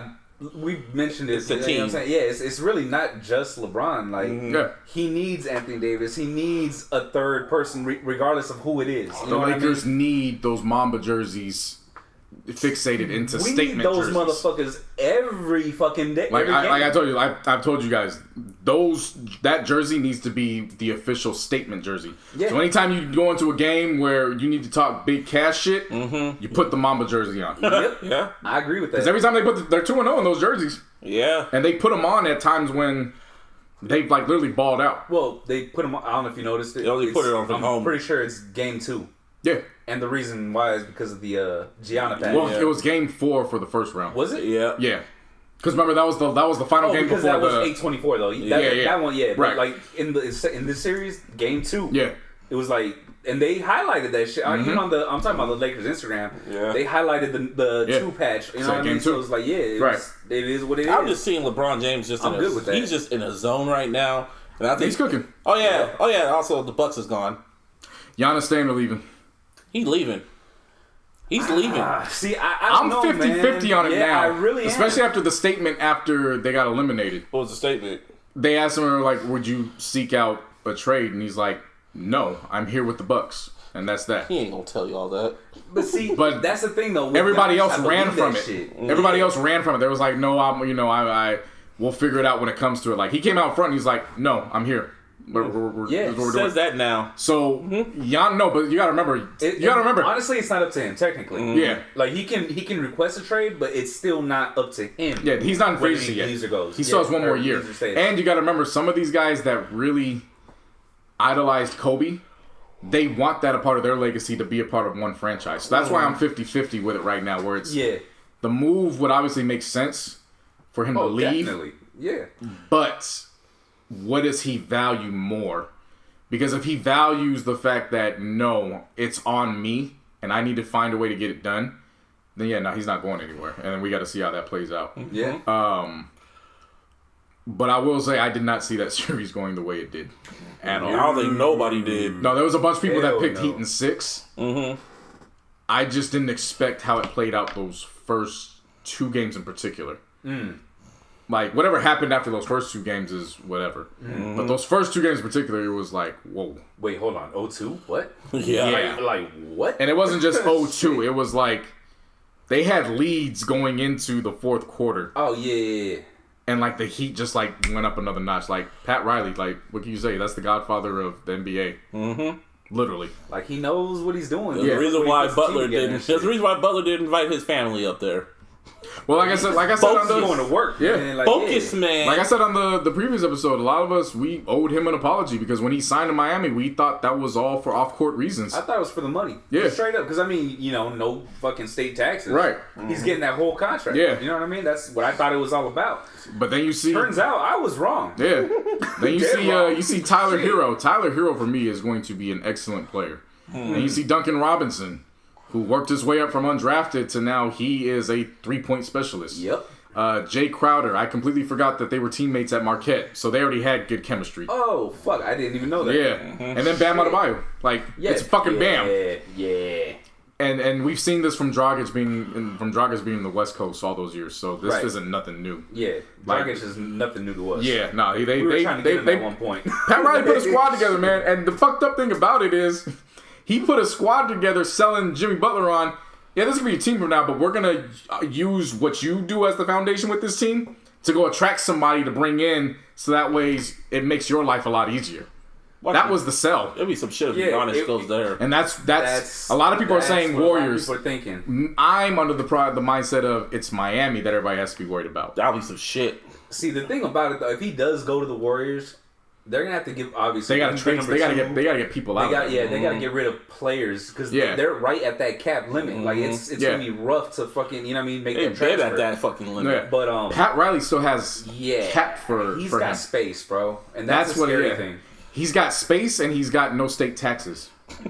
And he's got, and it's not to say anything that, it's not to say that the Warriors don't have a winning history, because clearly the last, whether you like it or not, the last 5 years, they were dominating. Yeah. They've shown they have a winning culture. Mm-hmm. Right. It's not the same Warriors when we grew up on. But Miami ain't no slouch either. Like, Pat Riley's shown, I can do this shit. Yeah. And I can do it again if you want to get down or you want to lay down. The choice is up to you. And clearly he's shown Giannis, you didn't want to get down, so I had to lay your ass down. Yeah. Now when you get up, come on, get over here. Well, because think about it. Again, him going to Miami, I don't think Miami has to give anything up.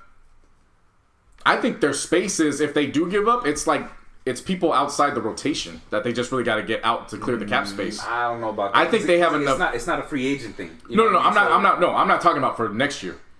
I'm talking about what happens after. Yeah. Oh, okay, yeah, no. That's what I'm saying. Yeah, nah, he be straight. When he officially becomes a free agent if he doesn't sign the extension. That's what I'm talking he's about. They have a max slot open. They only have one right now, which is Jimmy Butler. Right. That's it. You get two. Yeah. What I'm saying is, however they go about with Bam, He's not gonna get a max, bro. he's not. But that's what I'm saying. Just how the money works, even if they gotta get rid of players, it's probably lower tier guys. So it's not even guys in their rotation. Oh anyways. yeah. Like Iggy's not gonna be on the books by that time. I was gonna say, even if he is, he would probably come back for the league minimum. Yeah, that's the thing about it. A lot of players will come back, but for lower fucking salaries, just to win a fucking title or chase one. You know what I mean? Now Giannis is the centerpiece moving forward for not this upcoming offseason, but for the next one. Right. And that's what everybody's pinpointing and looking at right now. I'm saying I'm really enjoying these games better. I'm enjoying it more without fans. Like, this shit's fucking fire. People tried to clown the bubble. I said, let's just see how it this plays goes. out. Niggas laughed about sandwiches and everything that didn't have anything the to do virus with is anything. going up. And now look, the bubble got school for the kids that came in for the fathers. All I want, Like they're running a school for the kids to learn there. That's smart. all I want is whoever wins the championship. I just want the parade at Disney World with a bunch of Disney characters. And if it's the Lakers, I want J.R. Smith with the Hennessy bottle. Passing that shit to Goofy. Yeah. I mean, that's all I want, just for my enjoyment. I just want that. Shit. Fucking stupid. That's all I want. I don't care. Oh, the Lakers win it. When they come back, I'm still going down to L.A. to be in the atmosphere. Like, I'm still going down. That nothing's changed for me. Depending on the situation at the time, you know what I'm saying? Motherfucker. You might have to just hit me up. Motherfucker, there's fires up here and there's fires down there. Ain't shit changed for me. That's what I'm saying. Like, you know what I mean? Depending on the situation, like, I'm thinking strictly on the virus, brother. You know what I mean? Yeah. just on My the man, virus. That's there it. is fire and virus up here, just like there's fire and virus down there. I'm going down there. Wherever I go, I'm around virus and fire. Fuck it, I might as well go. Virus and fire. Yeah, that's what it is. I might as well go and just be in the atmosphere of another Lakers Just championship. don't be. Like, pull it off. Just don't go to no fucking big ass parties, man. Because I'm seeing so many people. So of course, Miami are in the Eastern Conference Finals. This is the last take on basketball. Miami's Eastern Conference Finals. Raptors, Celtics are going into Game 7 as of now. They went to double overtime. Yeah. Yeah. I'm not putting anything past because it's Game 7, so anything could happen. Yeah. And this For sure. series, no quote-unquote home team has won a game yet. There is no home team. Like, Well, there is. You put a logo on the court. yeah, like, but that's that's what I'm talking shit. Logo on the court. Logo Yeah. on the court. The jersey. It's home. Yeah. You know what I'm saying? But That's at home home. team. Yeah, that's the home team. Like, Yeah. But if it is Celtics, Heat, my preference would be Celtics to Right. take out the Heat. And then if the Lakers are able to get there, just because, again, another chapter. Yep. However, I would be lying if I say I wasn't intrigued if the Heat found a way to get there. Because then the biggest thing going into that storyline is, all right, LeBron, you created this whole super team shit, or you participated in it. Now you gotta go and get your Now take it pass. down. You gotta take it. You gotta burn it down. Yeah, burn it all down. Yeah. Or there's another one. Like hypothetically, if the Lakers don't go, it'll be the Clippers versus the Raptors. The whole Kawhi Leonard shit. Yeah, that's a good storyline too. That is a really good story. That didn't even I'll be cross pissed my off about mind, it. dog. Oh, I know you. I'll be pissed off about it, but it's a good storyline. Yeah. I'm not that. Yeah. I'm not that biased to not admit that. I am. It's trash. Yeah. Well, we gonna see. Cause I enjoy this shit. Like I tell people all the time, in the NBA, you do not have to. Hold up. Time out. Bowser, 1975. You're talking to two Clippers. Lakers right now. Yeah. There's a Laker fan right here. And there's a there. Laker fan right there. And I'm a Kobe fan, so And he's a Kobe fan. Clippers? nope. No. I like the headband Clippers. They were cool. Yeah. The Oh, you know who also knuckleheads doing a is great cool. job with the analysts is Draymond. He's doing a great job with that shit. Yeah, he just gotta. He gotta get with CNN. You gotta give me that for sports. I don't know, but he's gonna pop up here and there on CNN. Like he secured that bag. I told you guys, like Draymond's good at he's good at it. I was watching how he was very breaking the good. shit down. Like, nigga, retired now. You got your rings. The way he But was see, that's doing it. that's how it goes. Like it's not the superstars that are really like the best analysts. It's the guys that are It's the guys that are role usually players. It's the heart of the offense and the defense that really make the best ones. Like you go back and look at the Rockets 2 titles. Like Kenny Smith was really that guy for them. Olajuwon was the star, but Kenny was really kind of the guy that let the engine roll. So it makes sense why when he goes on, that's what he does. Right. So that was no surprise there. But he's good. Yeah. He is good. Like, did you ever watch when Kobe was alive? Did you ever watch the what was the shit called? he had on ESPN Plus? The detail? The details. Y'all watch any of those? Of course. Shits? That's why I got ESPN Plus. Okay. I haven't watched one since. Well, obviously, but yeah, like I was always thinking, like, man, if he was alive, I really wanted him on inside the NBA. But it wouldn't have been fair to Chuck. Yeah, I know. Hey, Mark, do you remember the lobs that Shaq and Kobe used to throw to each other? They Oh my roasted on the court. Him and Kenny. Can you imagine? Yeah. Now you add 5 more rings to the set. Shit. So you had Shaq, Kobe, and Kenny on fucking. Motherfuckers got 11 rings just staring at Chuck. What's Chuck got a podcast with Ernie? And then every now and then Jordan would make a special appearance just for the fucking. Yeah. Just be like, Chuck. Yeah. I took it personal. It's like, 5 rings, 10 rings over here. I took it personal. I had to show up. Yeah. But I want to say shout out to Doris Burke. Oh, yes. Doris Burke is the first woman that's going to call a conference series. Mm-hmm. So she's doing that on TV. I just don't know if she's calling, obviously she's going to call for ESPN. I just don't know which series is assigned to which network. I don't know if it's the East on ESPN or if it's the West on ESPN. Either way, she's calling that for the conference finals.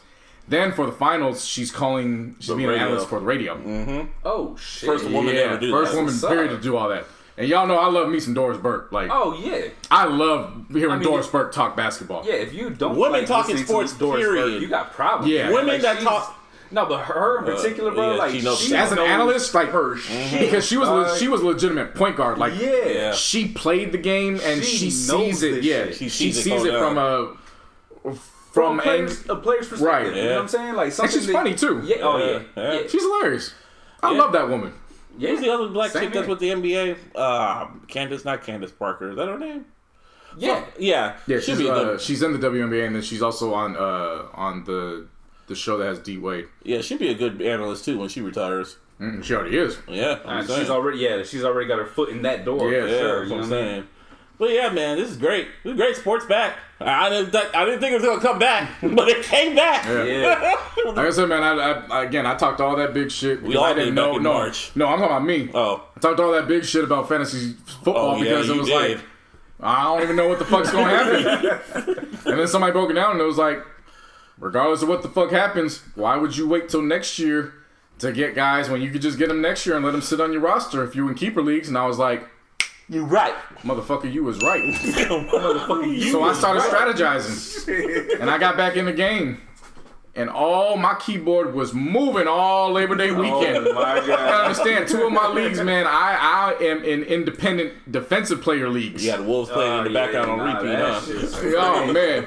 I was raised by the We Wolves. was in both group chats talking big shit to each other, and each one before the draft started, I just put that GIF of Mike Tyson just staring at the motherfucker as he's bouncing back and forth to him. And just put it right there, and I was like, yeah, nah, this is my year. I'm here. I like it, man. Woo, it's good. Like Serena Williams Good is luck playing with again. You know what I'm saying? Good luck with that, man, because I want you to win some money. Same here. So that way you can, buy us like lunch or something. You know what I'm saying? Oh, see the beauty of it is one of them. I created one league, so I'm operating that. And how we're running about it is we're doing payouts each week. So we have a first, second, third place for the end of the year. But during the week, if you got the top scoring offense, you get $5. You got the top scoring player overall on offense, you get $5. You got the top scoring defense, you get $5. And if you got the top scoring defensive player, you get $5. If any other week, 13 straight weeks you're doing that. And then when we get to the playoffs, the 2 teams that get buys, you get $10 right off jump just for doing that. And then if you host a playoff game, you get $5. Now when the winner of that hits, you get $5 moving on from there. And then it just keeps going and going and going. And then finally when the first and second place, I think in addition to the pots, it's 250, 150, and 100 for first, second, third. In addition to first and second getting those, we had like a remainder of like $80 left over. So then first place, $50 of your league fees gets taken care of next year, and then second place, $30 of your league fees gets taken over. And that's how all the money is allocated. That's what's up. So this is one, and then somebody I gotta give credit to one of the managers in the group. He came up with a good idea that he had from another league, which was, of course, you have the winners bracket, and then you have the consolation bracket. everybody usually checks out for that consolation bracket. Not in my league, because what we implemented then, whoever wins the consolation bracket, you get the number 1 pick in the draft. Hey. Shit. So everybody's competing from week 1 to week 16. All the way through. That yeah. is So fucking you sick, you are committed. I like that no shit. weeks off. I like that shit. Yeah. Pandemic or not. Yeah. Now we gonna have some football, goddammit. Pandemic or not. Yeah. I mean, that's what I'm saying. I'm shot like baseball back, football back, basketball back, tennis is back. Serena Williams just still winning and shit. And Hockey's still still going. Tennis players are still swinging balls into players' necks or people's necks and shit. Again, disqualified. Judges There you by go. mistake. Thank you. He did it by mistake too. That's the fucked up part. He didn't even mean to do it. Man. Yeah. I saw the video. I was like, And this is what he got fucking kicked out for? I'm not gonna lie to y'all. I ain't gonna like, lie, what the fuck? I laughed when I saw it. So I realized how I hurt laughed she was, too. and I was like, "Oh shit." Yeah. First I laughed. Yeah. You know what I mean? Yeah. But then I was And then just when you like, examine wait, the situation, it was like, "Oh, like, for real? yeah." That's it. But the problem Alright. was that he did it out of frustration. So they looked at it from the standpoint of this shit could have been avoided if you just kept your temper. True. Like we know you weren't trying to hit her, but this would have never happened if you just kept the temper. Right, Yeah. right. Well, shit. And then I want to give credit. I always keep forgetting her name. The other tennis player, and I one hate with that I have to go to the Cordell's fact that girlfriend? yeah, Corday's girlfriend. Ah, shit. What's her name? Fucking shit. Simone? No. You know what I'm talking I'm looking about. it up right now because I'm going I to follow give her on Instagram too. Naomi Osaka. There you go. I want to give her. I wanted to say Osaka, bro. Yeah. I'll be honest with you. I want to give her. sound racist. Want to give her props. From China. She went out there during her match with the face mask of Red Breonna She's Taylor. been doing that She went to another one, Ahmaud Arbery. George Arbery, Floyd. I'm sorry, George Floyd. Yeah, no, she's taking her platform and she's maximizing. And it's crazy how she walks out there. When you see those pictures, she walks out there and there's no one in the crowd. And she just walks out there. It's like almost. It's really, really symbolic. Like, damn. Like you don't see this. I never really get into like celebrity couples like that because it's just like like whatever to me. Yeah. I like them too as a young couple. Yeah, it's really Like random. it's kind of random, but it's like you have a she's a rising star in her field, and he's a rising 4 days star. a rising star in his. Yeah. and they met at the right time. Yeah, and like Right. right. I kind of like their little young love. Like it's dope. And I don't mean like little young love in a bad way. Like I'm trying to throw shade. Like I literally mean it. Like they're young. Yeah, they're young. Like, They're only like 22. And he dropped the YBN from his name. He Corday now. Corday, yep. Yeah. Yeah, he ain't sharing Naomi with YBN. I gotta drop that. Nah. Naomi is Corday's. Well, in other news, this is the end of an era on E. Keep It Up with the Kardashians is gone. Yeah, they're doing the final season. Final season next year. I never really cared. I never got mad at everyone else that did. Thank you. I just never watched. I didn't care. My mom watched. I didn't watch it neither, but bruh, I mean 20 seasons. That's a feat. That's a fucking long ass time for some bullshit. Hey, That's just the way I feel. I mean, you know what I mean? Personally. I mean, compared to I Jersey understand, Shore. but if motherfuckers want to keep putting monies toward that viewership, you let it run till the wheels fall off. Yeah, you right. And that's why I was kind of shocked because I was like, wow, after 20 seasons, and I was thinking like, why would she cancel it? And I'm thinking like, well, I guess Courtney didn't want to be on it no more, and Kanye's losing his mind. Yeah, she's kind of venturing off into the fucking social justice shit. So in a way, it's kind of just like, I gotta focus on my family for real. Get the cameras the fuck out of here. Yeah. Mm-hmm. So it makes sense. Yeah. So, yeah, and Joe Budden. Somebody did this. I understand, bro. He gonna bounce back. Oh no, I know, but he has to come to the stand. For what? For nigga. Come on. No, did you watch his live though? Because it. But still, I know. But before that, come on, jacking off dogs. But see, that's the thing. Damn, that was last year. I was just gonna say that shit, bro. He said that on the podcast. Yeah, I like know. literally, like I thought it was a joke. We thought he was joking, but You then thought he was joking? I didn't think he was joking. I see with him, I That was was never not. know. They didn't even know what comedy style was back then. that was before You know he was what I'm saying comedy style. Like when he That's realized he what had to I'm implement But the it. thing was, Yeah. I was just like, I remember hearing about it, but it was like some days I skip episodes. It's Hearing like, about it, it was whatever. on the. Oh, you probably skipped the episode. That's Skipped why. episodes, yeah. All right, no, I when he didn't said do that shit, I laughed like fuck because at the time I thought it was just comedy style. Yeah. And, I don't know if it was comedy style still or whatever, but it was just like when it got brought up, I was like, well, we got to lead into what's going on. So pretty much, Well, we gotta start from the top, because like ever since he went on his little Spotify rant on his podcast, he began the CBS, like he began the I'm buying CBS. I'm buying NBC, yeah, NBC one. That's what Bill Cosby. The treatment. Because it started first. There was Tahiri. She went on Hollywood Unlocked, and for whatever reason, she just started talking about when Joe Budden beat the shit out of her. That's fucked up, because that is really. But it's well known. But it's like, why would you bring that up now? All right, and then all of a sudden, a few days later, phone calls started getting leaked from him talking to Sin, trying to get his his ex-fiance Sin to get his kid back or whatever for custody, and it leaked on fucking YouTube, and he was and she was accusing him of drinking alcohol, fucking popping pills, he's not fit to be a dad, all types of shit like that. And I was like, okay. And then this past week, court documents got leaked. No. That's where you gotta. Or lawyer documents. What are the documents? Gotta be factual. They weren't court documents. They were just papers that were getting ready to get processed, but were pulled before it got into court. Yeah. Anyway, yeah, that shit. It was just documents, period, that looked like court documents. And even though it was like there was typos all over that shit too. Mm-hmm. But anyway, in these documents, it was Sin talking. It was for custody battles and shit like that. And pretty much Sin was saying that Joe was a pill popper, he was abusive, and he makes his dogs feel good. That's what he said on the podcast. He jerks them off. What did he say? He makes them feel good. He relieves them. There was also a part where he open mouth kissed his son. Like, that's kind of a thing that he does. Yeah. You can't leave that shit out. I didn't know about that. See, for me, that one was literally. I didn't read that. That was right above the dogs one. Oh God. Yeah. See, for me, I don't know really how to view that one, because that one's it's you can't flip that. I only say that because people let Tom Brady live, and you know that's the problem that I have, though, dog. You know what I mean? Like that shit should not be acceptable. No, either way, you know what I'm saying? No matter the color of your skin. Yeah, no, you know what I'm saying? I'm here with you. I'm just saying, Tom Brady did that, and it was a funny meme, and that's all it was. That's Tom Brady. But hold on, because I don't remember it, right? I'm just curious. Mm-hmm. Was it that he was open mouth kissing his kid, or was it kiss on the lip? It was just those are two different things, dog. I can't remember exactly what it was. Yeah, I just know it was. That's what it. Like he was doing something similar, right? Yeah. That's where I draw the line. Like kiss on the lip, whatever, man. You know what I mean? Yeah. So be it. That whatever. That could be his thing. You know, and I don't mean that like a kink. I mean that as affection. You know what I mean? That could just be his thing. But like fucking open mouth kissing, like no. Yeah. No.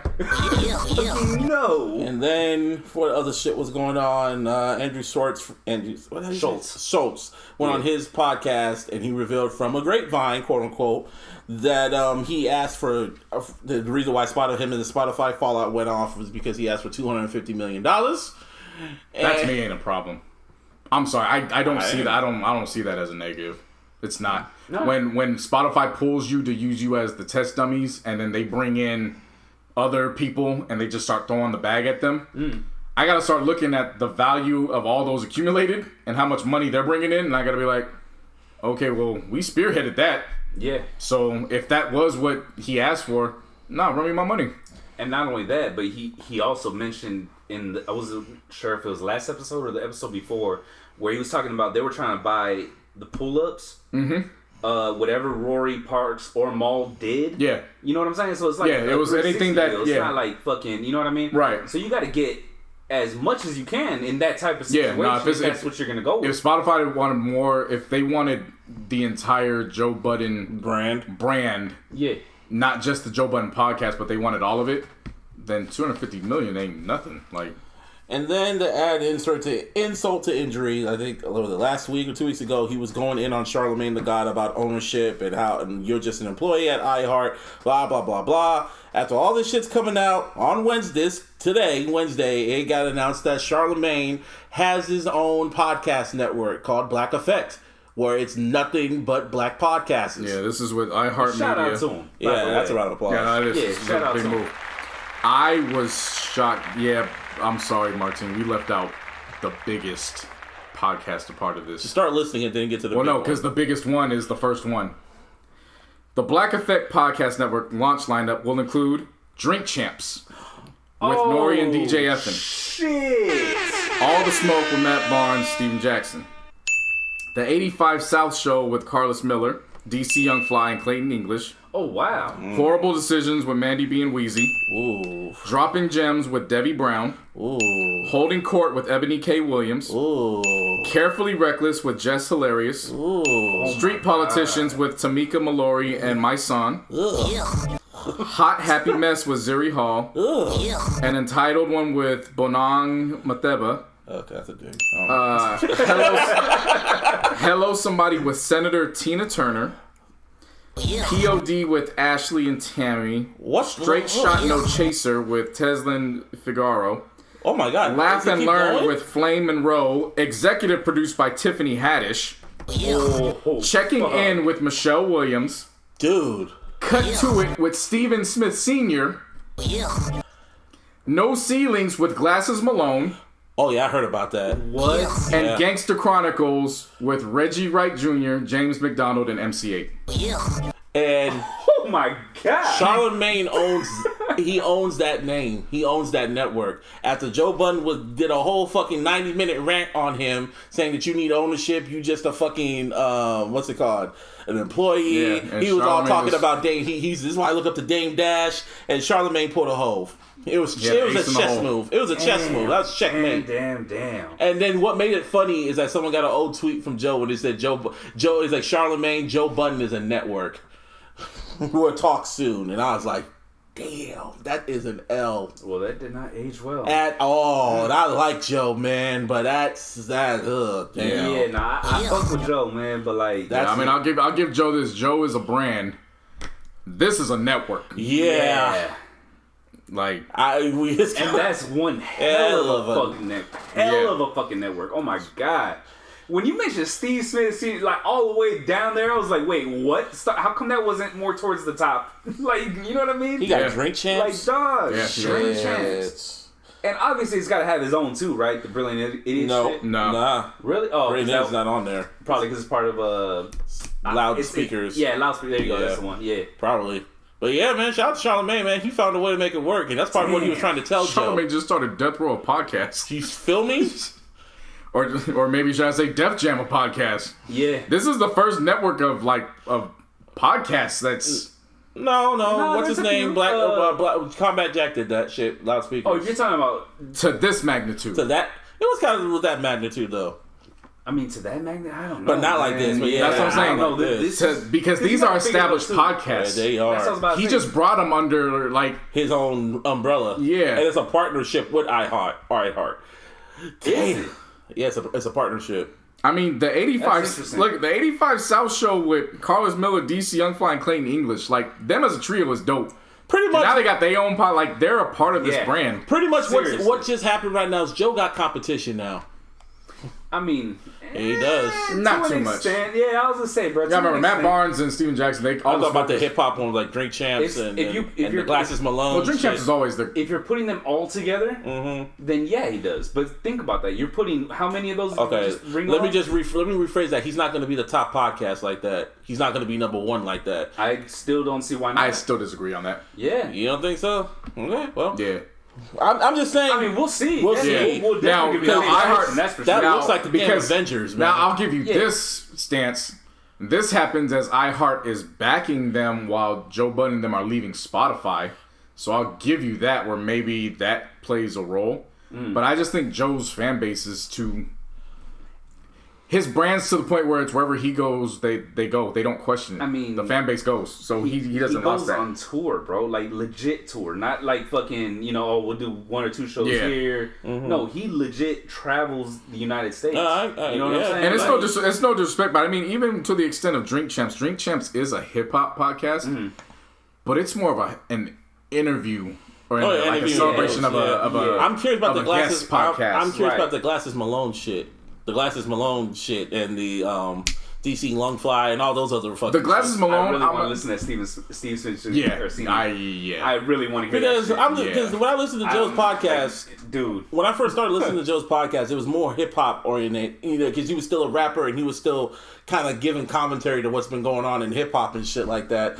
And then ever since like he got, the podcast was getting bigger and bigger, he kind of strived away from that. Now he's talking about more. It's still a good podcast just to hear them bullshit, but I kind of want to like hear them talk about their opinion about like their unfiltered feelings about hip hop and rap and all that other shit. You ain't never gonna get that from nobody, bro. No. At the beginning, they were like that. Joe Budden's podcast was like that. He didn't have money. Now he does. So now it's kind of like, okay, because it's nice to have an alternative now. Because that's kind of what I was looking for. I'm looking for an alternative hip hop podcast now. I mean, you can, like but us. But I would still say we're an alternative, motherfuckers. Well, yeah, but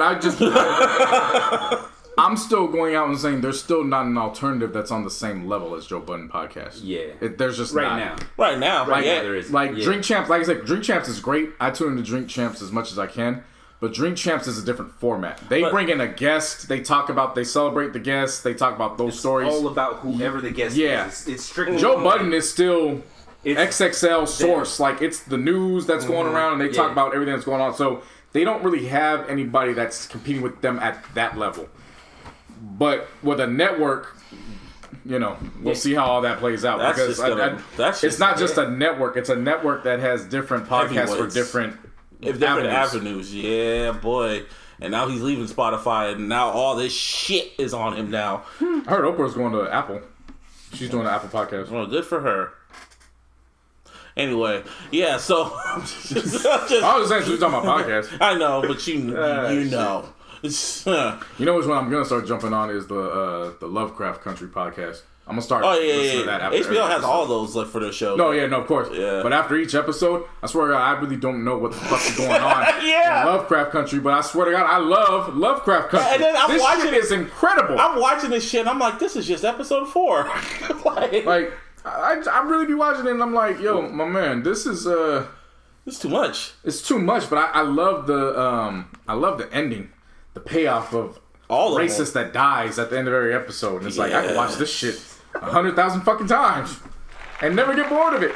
Yeah, pretty much, and they all feel like last episodes, like the season finale. Episode 2 felt like the season finale, and I was like, this is just episode 2. And then episode 3 happens, and I'm like, okay, this is just episode 2. Episode 3 should be nominated for an Emmy. Oh, yes. Episode 3 was, I need to go listen to the podcast just because without social media, I would have never caught the historical... The Emmett Till shit? The Emmett Till... That shit was like, I caught it. That's the crazy thing. I caught what that meant. Because I saw what he was wearing, and I was like, that looks familiar. And he's like, am I having fun on my trip? No. Yeah. There was somebody else. There was another kid in there that ended up being a part of, had a big name. I forgot who it was, but he was in the room too. So there was like those little Easter eggs here. Yeah. It's great good. TV, man. I don't know what the whole big end game is for it, but it's good. Like I'm trying to follow it. Like I'm trying to follow the story because you thinking it's going one way and then it goes another way. Then you think it's going that way, so then it goes that way. Oh, literally, it's not even a figure of speech. Like literally, they ended up in fucking I think Boston, if not somewhere in Massachusetts, and they went on a fucking elevator and they back in the house. I was like, and I was like, wait, what? Yeah. You should watch P-Valley now, man. It's over with. So I'm saying this. I want to get to P-Valley, but I'm likely going to have to wait till the conference finals start. Yeah. Because there's just, they still got multiple basketball games during the day. I'll say this, though, for P-Valley, you will probably be on the season finale. It sets up season 2, but you're going to be like, that's a cheap way to do it. But you probably will like it, probably not. You're 50-50. I just know I'm getting to it next week. I have to wait out Monday Night Football. And then I can get into watching the episodes because once the conference final starts, it's one game a day. Yeah. So that becomes easier. Yeah. Also, I finally got the Stars app after how many years? Because I know, right? About fucking time. No, because I have on demand on Uverse, and usually Power always uploads at 9 o'clock my time on the Uverse shit, right? When I have Uverse, so the episode already uploads. So I was thinking, why get the Stars app when I already have Uverse and shit? So then when Book 2 came out, I'm waiting for the shit to upload, and I'm like, it's 12 o'clock, motherfucker. What the fuck is this shit? And I was like, nah, not no more. So I asked my mom, like, yo, what's the password for the for your AT&T shit? I dropped that shit in for free. I'm like, there it is. And now it's just like Stars, baby, and just Major Payne's on Stars too. Oh, yep, I'm watching that when I get home. Thank you for telling me that. Yep. I'm Major Payne's on there. The 5 Heartbeats is on there. Okay. They got a lot of good content on Stars. And then of course, P-Valley's on Stars, right? Mm-hmm. Yeah, so P-Valley. Like I said, once Monday Night Football gets done, then I can dive into P-Valley. You will love P-Valley. Yeah, no, I've heard so many good things about P-Valley. The main chick on there is British. Again, like she plays like she's ratchet or what? She plays like when she talks, you will never think she's British. I was like, damn, who is this chick? And I looked her up. I'm like, you're from fucking Britain? You're from fucking England? Of course. I just need the golden one to come back. Who? Oh, Snowfall. They gotta film it first. I know. That's what I feel about Euphoria. Like they were literally just about to film Euphoria, and then the pandemic hit. Yeah, no, I went back and I watched a couple episodes just to kind of just. Of what? Watch Snowfall. Oh man. People say they're feeling. People are saying that that's just one season away from overtaking Breaking Bad, in their opinion. Shit. It's possibly there. Have you seen Snowfall yet, Mark? I have not. Yeah. Jump on Snowfall. Yeah. It's kind of right there because I feel Breaking Bad, in my opinion, was perfection. That whole series was perfection. Breaking Bad was good. It was just they kind of had their own little BCU. Breaking Bad, BBCU, BB. I just call it the Breaking. See, why you take it there, bro? That's not what I said. I just call it the Breaking Cinematic Universe. The BCC. Yeah, like, Breaking Cinematic Universe. BCU, yeah, BCU. Yeah. I mean, you can say it because they got called Saul and then they did the movie too. So, right. But they kind of dove into like power-esque type. They were creeping there, but not too. Like they didn't dive. That's what I'm saying. They didn't dive all the way, but they bordered the edge. It was a whole anytime a motherfucker walk out of a hospital room and half his body's gone and he just falls. Like I'm like, I don't know about that one, buddy. But Breaking Bad, like I said, it's Breaking Bad and The Wire to me. No, I got Wire to me as the best cable series ever. Only because it's just so layered. Yeah. There's just so many layers to it that you don't catch. And it's like Breaking Bad. There's layers yeah, but it's to me The Wire. It's the layers of reality. Yeah. Oh yeah, Omar's on fucking Lovecraft. Yeah, and the reason why I say that is he's always gonna be Omar. I'll always remember the commentary for season 2, episode 1, which was next time we see Stringer and Avon. Avon's behind the fence because he's in prison. Mm-hmm. Stringer's talking to him and they're having this communication. Mm-hmm. The next time we see Daniels and McNulty, it's the same exact thing. Yeah. Daniels is behind a cage and McNulty is on the other side, and they both have seemed to be demoted, so then it raises the question, what the fuck does it matter if the good and the bad guys are in the same scenario? Yeah. Shit. Yeah, layers to like, that. I'll always remember that. Like, when that got broken down to me, I was just like, wow. Okay. Yeah. And ever since then, like, I always, the Wire to me will always forever be my favorite series of premium cable TV. It's pretty crazy that Power gonna be up there. It's gonna be remembered for like. Power to me is like Fast and Furious franchise. It is. It's like. I know. It's wild and it's off. It's just outlandish shit. It's outlandish as fuck. Yeah. The first season, I love it. Right. The first season was so great. Second season too. Like, it's just like Fast and Furious franchise. It was realistic. They just race cars. That's all they do. Yeah. Well, and then you get to season 6 and they fucking jumping off of fucking helicopters and shit and planes and all that. Right, Power didn't go that far yet. They haven't broken that. Well, no. When it gets to fucking Tommy shit, that's when it's gonna go there. They already did, my brother. What, was he jumping from helicopters and shit? Tommy went into a fucking penthouse. They didn't have a budget for it. And let a fucking automatic gun just spray at Proctor, and nobody called 911. See, I'm always calling Proctor Turtle. He's still gonna be Turtle to me. He's dual for me. He could be either or. Yeah, because I've seen Entourage. I love Entourage. I love Entourage too, but when you have multiple, that's like I'm starting to lean on John Krasinski like that because of Jim in The Office, and then his role in the Tom Clancy joint. Oh, Tom Clancy. No, it's not. It's Tom Clancy Presents. I know what you're talking about. He's Tom Clancy, but I know the show. Ryan, whatever the fuck. Fuck it. Yeah, Like he's starting to get into that where he could be either or now. Yeah. Like sometimes you can be both. Yeah. Other times it's like no. What other ones could be both? When I see Daniel Radcliffe, quote unquote, that's Harry Potter. He's gonna be Harry Potter for the rest of his fucking life. Oh yeah, he is. Yeah. Denzel's a unicorn because he could be whoever the fuck. Denzel could be whatever. No, but Harry's not a unicorn. He's a chameleon. Yeah.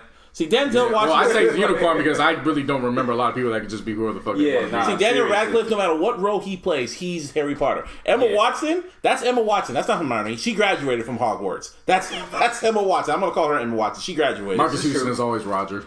Always. Yeah. Who else? For sure. Brandy's always Moesha. Yeah. Ben Savage is always fucking what's his name? Corey. Topanga's always Topanga. Oh yeah, she's. I don't even know her name. It's Danielle. Shut up! I don't know her name. Yeah, it's Topanga. Who else? Sister. Jaleel White's always gonna be Urkel. Always. For the rest of his fucking life. Jaleel White. The fucked up part about it was Jaleel White was in Atlanta in the celebrity game. And everyone was like Urkel. It was like still like. Well, he was Sonic too. He played the voice of Sonic. Yeah, that's Urkel. It's still Urkel. Yeah. Urkel played the voice of Sonic? That's crazy. Yeah, you can't come back decades later and be like, hey, I'm Sonic. No, you're Urkel. You're still Urkel. Carlton's always Carlton. Yeah. That's even funny. though he's trying to be the new Chris Paul. Yeah, it's not working. You know what's funny to me is somebody that would actually want to be Chris Paul. I think that's the funniest premise ever. Especially like the newest one where he's playing with his son and he throws the ball up. The funniest line to me in the commercial is when Chris Paul walks out and he goes, "Hey man, stop trying to be me." And it's like, who the fuck wants to be Chris Paul? Seriously. I mean, he's hosting America's Funniest Home Videos, but that's Carlton. And he has a name, but that's Carlton. Yeah. Uncle Phil's always going to be Uncle Phil. Oh, I forgot. Speaking of Chris Paul, rumor is that's who the Bucks are going to target. Chris Paul? Yeah. Really? Yeah. Because then it gives Giannis some relief. He doesn't have to close. That makes a lot of sense. They get a free throw shooter and then some Wait, hold on. When you said close, did they not see what happened? Like when he was like, dog, I'm telling you, Chris Paul, as great as he is. No. What I mean by that is just a free throw shooter. Oh, somebody that can hit free throws. Right. Free throws. Okay, cool. I was saying, is there expecting him to close the game? Yeah, no, but somebody that got to hit free throws. No. Thank you. But I like Middleton, but Middleton is not going to cut it as a number unless two. he develops that. You know what I mean? Because he's still relatively young. He can still become like the closer. He's just a hybrid to me now. He's not an official number two. Came back to sports. I know, right? Shit. I was going to say, Chris Tucker's always going to be fucking Smokey. Nah. Chris Tucker's. I called him Chris Tucker, so that kind of just tells you something. Yeah. If we call him by his real name, if we call you by your real name, you got respect. I mean, he's done more films as James Carter. Yeah. He's done as Smokey. I'm trying to think who else. Yeah, that's crazy. He did so many Rush Hour movies, and I heard he might even do Rush Hour 4. Like, for why? Jackie Chan's like 80 years old now. Let it go. Seriously. Just do Friday. Just go back to Friday, bro. Just one time for the Just one time. time for the one time, bro. That's all you need to do. Oh, really, though. I have a good one. He could be whoever the fuck he wants to be. Who? Danny Glover. Yeah. Yeah. When you see Danny Glover, he's Danny Glover. One day he's Murtaugh, next day he's Mr. Or the old boy from Angels in the Outfield, who was the fucking manager for the Angels. That's true. Leo's always going to be Leo. Leonardo DiCaprio. He earned that. Yeah, he can be whoever he wants to be. But Harry Potter, Carlton, fucking O-Dog. That was one you didn't even mention, dog. O-Dog, Yeah, I've always called him O-Dog. Yeah. Like in everything. Jody. Nah. No, he's Jody to me. Nah. That's fucking terrible. When I look at Nah. it's Jody. Nah. When I watch Fast and the Furious, I see Jody. Nah. I'm sorry. No. I see Tyrese, bro. Tyrese is a character himself. Yeah, it's exactly. That's what I mean. And you gotta factor in the Tyrese. Transformer movies. Like, still Jody. that wasn't Jody in Transformer. That was not Jody. Come on, man. What Like, the nah. fuck? Now you're just saying shit just to say it. Like, now you're just trying to hold on to bias. You gotta that was not Tyrese Jody. is It's not even organic, bro. What the fuck? Like, if you at least would have countered with, that was Roman in Transformers, I'd be like, all right, you got a point. Roman. Oh, Roman. Yeah, because he was along those lines. You know what I mean? Like, that sounds legit. Yeah. But Roman and Jody are almost one and the same to me. No. They're both fucking acting. They're both annoying. No. I guess. Who else? I'm trying to think. There's another female. Laura's always Laura. Family Matters. That's Yeah, but I mean, she didn't really do nothing Hillary, else, though, did she? Nah, Hillary's always Hillary. Tatiana Ali. Well, I mean, you're bringing up people that really didn't do much. Yeah, outside they did. of Yeah, like, I know. The only role that Hillary did was Major Payne. That was the only other movie she did. She looked fine as fuck when she dropped the she also did Class Act. That's true, but yeah, because she still had the Valley Girl voice in Class Act. But when she did Major Payne, she kind of dropped the Valley Girl shit, and it was like, oh, so that's what your real voice sounds like. You fine as fuck. I mean, she was always fine as fuck. She's still fine as fuck now. Shit. Anything else? Kid and Play still Kid and Play. Forever. Forever. I mean, it's just that Kid and Play still Kid and Play. I said forever. I don't even know their, like, legit, I do not know their names at all. Christopher Reed. They're both Christophers. Really? Yeah. One's Christopher Reed, one's Christopher Martin. Yeah, it's Kid and Play. Fuck. Yeah. I had no idea, bro. Yeah. Like, with the Topanga shit, I know her name is Danielle Fishel. No, that's Topanga. Yeah, but it's Topanga. But this one, like, Kid and Play, like, legit, I don't even know their fucking names. Like, Taj Mowry's always a smart guy. Nah. Yeah, he is. I just view him as the younger brother, like... Nah. You know what I mean? Because remember, he did a couple of those Disney movies, and then he was in Full House for an episode. He was in an episode of Sister. I know that because I just watched it. Yeah, then he was like he was in a big time movie where like his presence was like, oh shit, it's Taj. TJ. Yeah, it's TJ. Another one though that Jason Weaver is actually a nice one where he's not held down by anything. Oh, he's Omar really Gooden. He's Omar wonderful. Gooden too. He's Simba. Yep. Michael. He's Michael. He's Teddy from Atlanta. What was his name? Marcus. He's Marcus from Smart Guy. Like he's a black all-star. Omar Gooden for sure. For real. Yeah. I call him Omar Smart Gooden. Guy alums. Yeah. Nah, real shit. Yeah. I was gonna say someone else. I don't know. Yeah, man. Like when you like I'm saying, but the king of him. Oh, we forgot to mention somebody else. Robert Pattinson. I don't follow. Batman. I don't know. I was gonna lead him to Twilight, but then it was just like because he got fucking COVID. Nah, you lost me there, man. Move this man. Nah, you lost me there. Anyway, I was trying to lead it. That's the Twilight nigga. He's a good actor though. Yeah, I don't know about that. No, but the fact I was gonna lead into that because the Batman. No, not Batman. The Batman. The production got shut down again. They had to shut the studio down. They had to shut the studio down because his ass got fucking COVID. Yeah, because he ain't no fucking superhero. He's just white privilege with a fucking man, cape. I'm telling you right now, there's nothing super about Batman being the hero. If the guy in the mask could catch COVID like I can catch it, what's super about him? Spider-Man could catch it. Nah, man, he's got like that genetically modified blood and shit. You know what I mean? Like, yeah. Iron Man can catch it. Nah, he's dead, bro. Yeah, nah, he's dead. He's dead. Tony Stark can catch it. Nah, he's dead. He's dead, bro. Yeah. And in fact, he probably would find a cure for it before anybody. Robert Downey, as many movies as he's played, that's Iron Man now.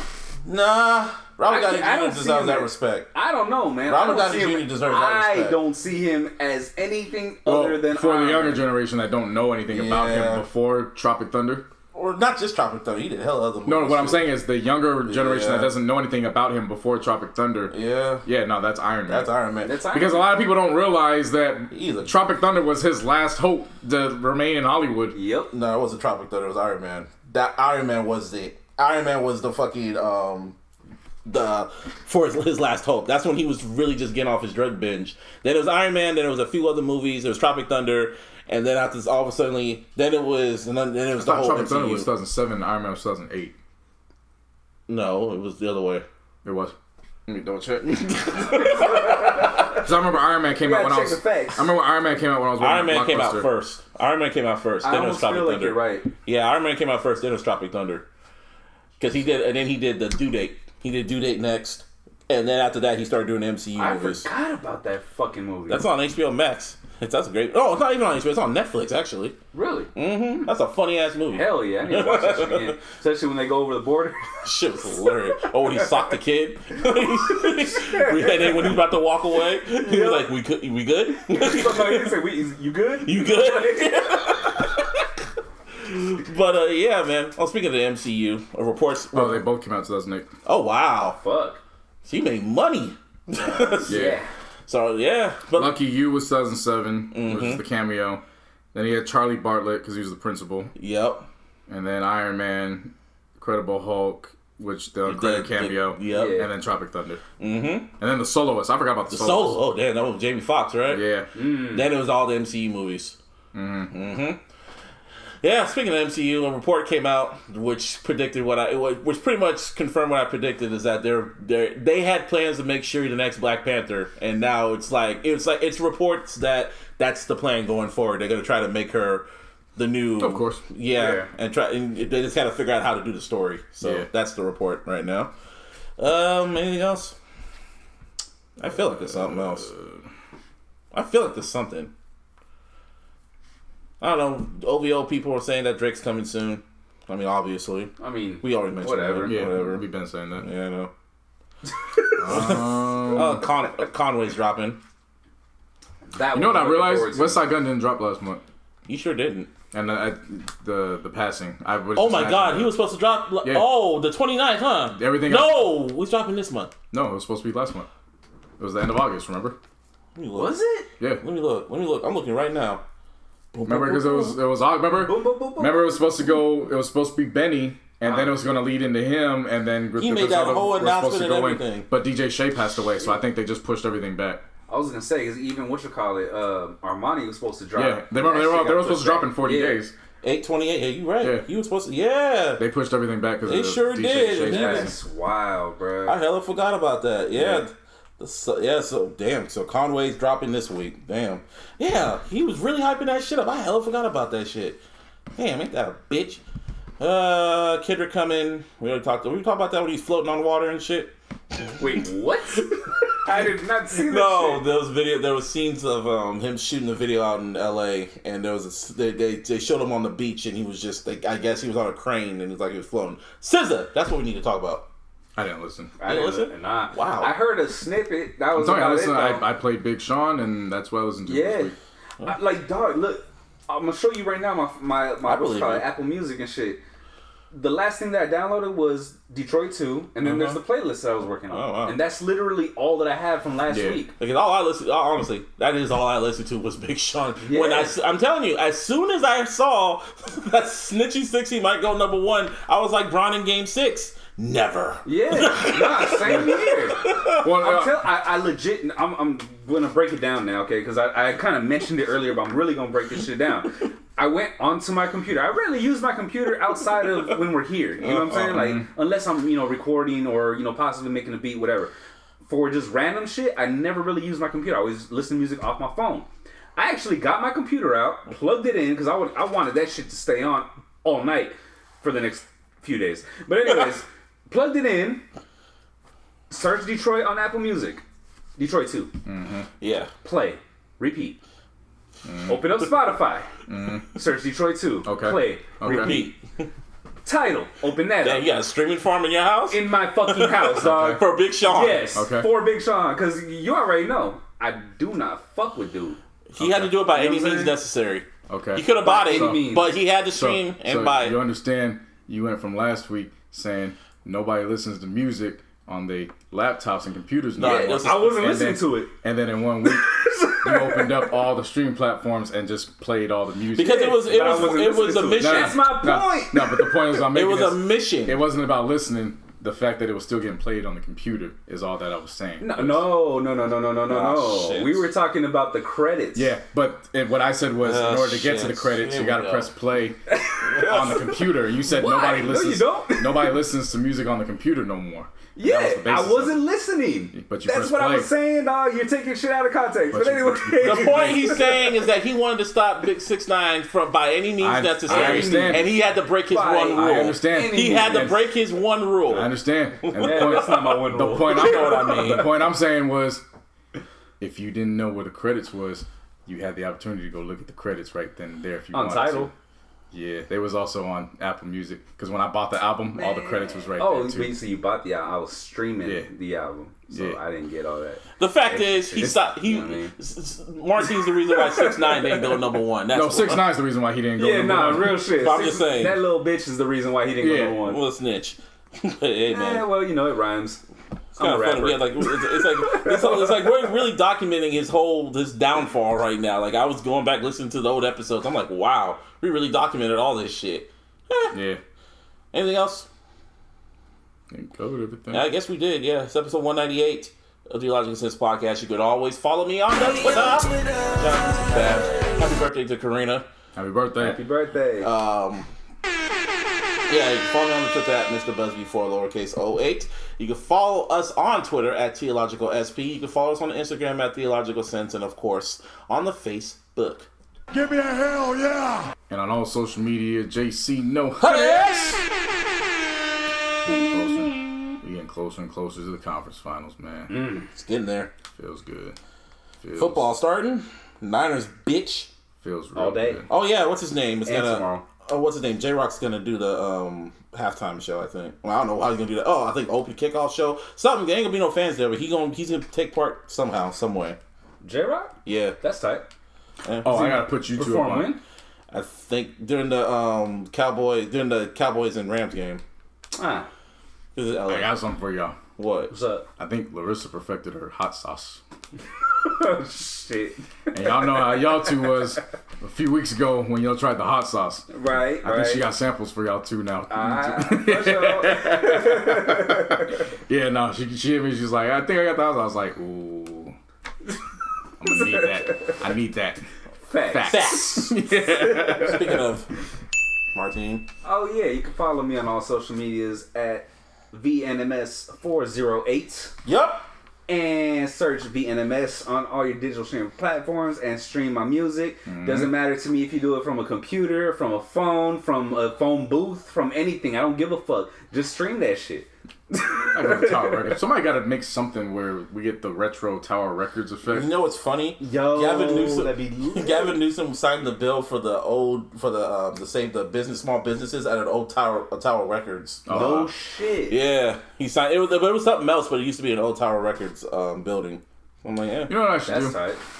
I should pick both y'all motherfuckers up one day, and we should drive to Campbell and go to Rasputin's just to walk in and just be in Rasputin's again. I mean, Because I had to drive. is it open? Yeah. Oh shit. Because I had to drive past. I had to drive past there to go get see my chiropractor. Mm-hmm. And of course, Campbell's my backyard. It's close where I grew up at. Right. Drove past there and it's like wide open parking lot. I wouldn't say parking lot's full, but there's still cars in there. And I just had like the itch. I was like, I'm busy today, but boy, would I like to just go into Rasputin just to be in there. I think I'm just gonna go take a day just to go into Rasputin just to be in there. I'm down. Yeah. See, look at my schedule. Oh, we got one mention. I guess another mention. I forgot.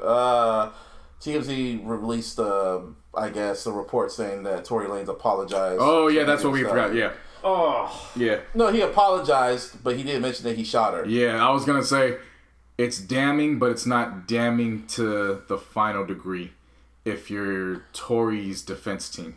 Because if you're looking at that as a defense team, you're looking at that as grace. Because you're like, okay, well, he apologized to her, but And doesn't she didn't say say nothing it back. doesn't say no, not that. It doesn't say what he apologized for. Like, how do we know they just didn't have a fight and he said something cruel to her? And Oh, okay, I get it. because he doesn't say I'm sorry for all he says was I'm sorry, I just I really was got too drunk.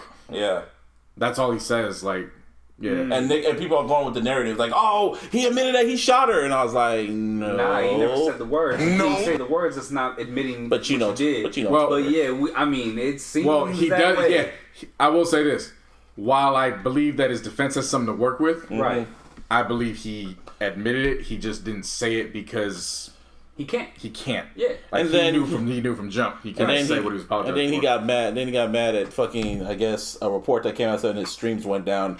And it was, I think it was Revolt or one of those. And then he fucking DM'd him saying, no, the fuck they didn't. And I was like, of all the things you Oh, break your yeah. silence with, you break your Yeah. silence with that. Come on, nigga. Yeah. I'm giving you leeway and you're fucking it up. Yeah, You'll make me was- look bad. That was pretty stupid. Yeah. Stupid. And that's all. I don't know Anyway, how I operate. I operate off of the grandfathered in rule. So everything that led up to the incident, it's still fair game with me.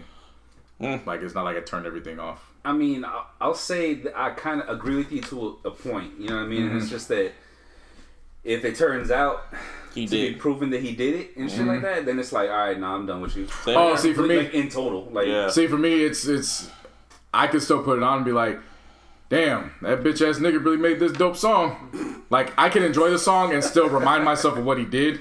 Yeah. It's not like the R. Kelly situation where what he was doing was his muse. Yeah. That led into that. Like, that's the difference for me why I can allow myself. I may not listen to every single project, but I got to at least listen to certain songs before this took place. It's funny. I was listening to the podcast, Say Less Cash, and I guess Low-Key said there's no R&B album that's better than Confessions, with the exception of Michael Jackson. And then Kaz was thinking, well, there is this one guy. And that's how he stopped it. Yeah. That's where we gonna stop it. We out, bitch. I never really liked his albums though like that. Another person whose albums I really didn't like. No, because now you brought it up. They put up a choose one out of the 4. And they put up Michael, they put up Prince, they put up Whitney, and they put up Beyonce. Michael. And they said, whose can you live without? And everybody kept picking Beyonce, and I'm like, Whitney's albums don't hit like that. We can say that for next week. Yeah. Whitney's albums never hit like that. I agree with you though. Yeah, no, yeah. There ain't nothing to talk about next week. I'm letting motherfuckers know right now. Whitney's albums didn't hit like that. I got nothing to back with that. No. She got hit singles. She got singles. She got singles. Yeah. She Drake. I was about to say. She ain't got a Don't Be Cruel. We out.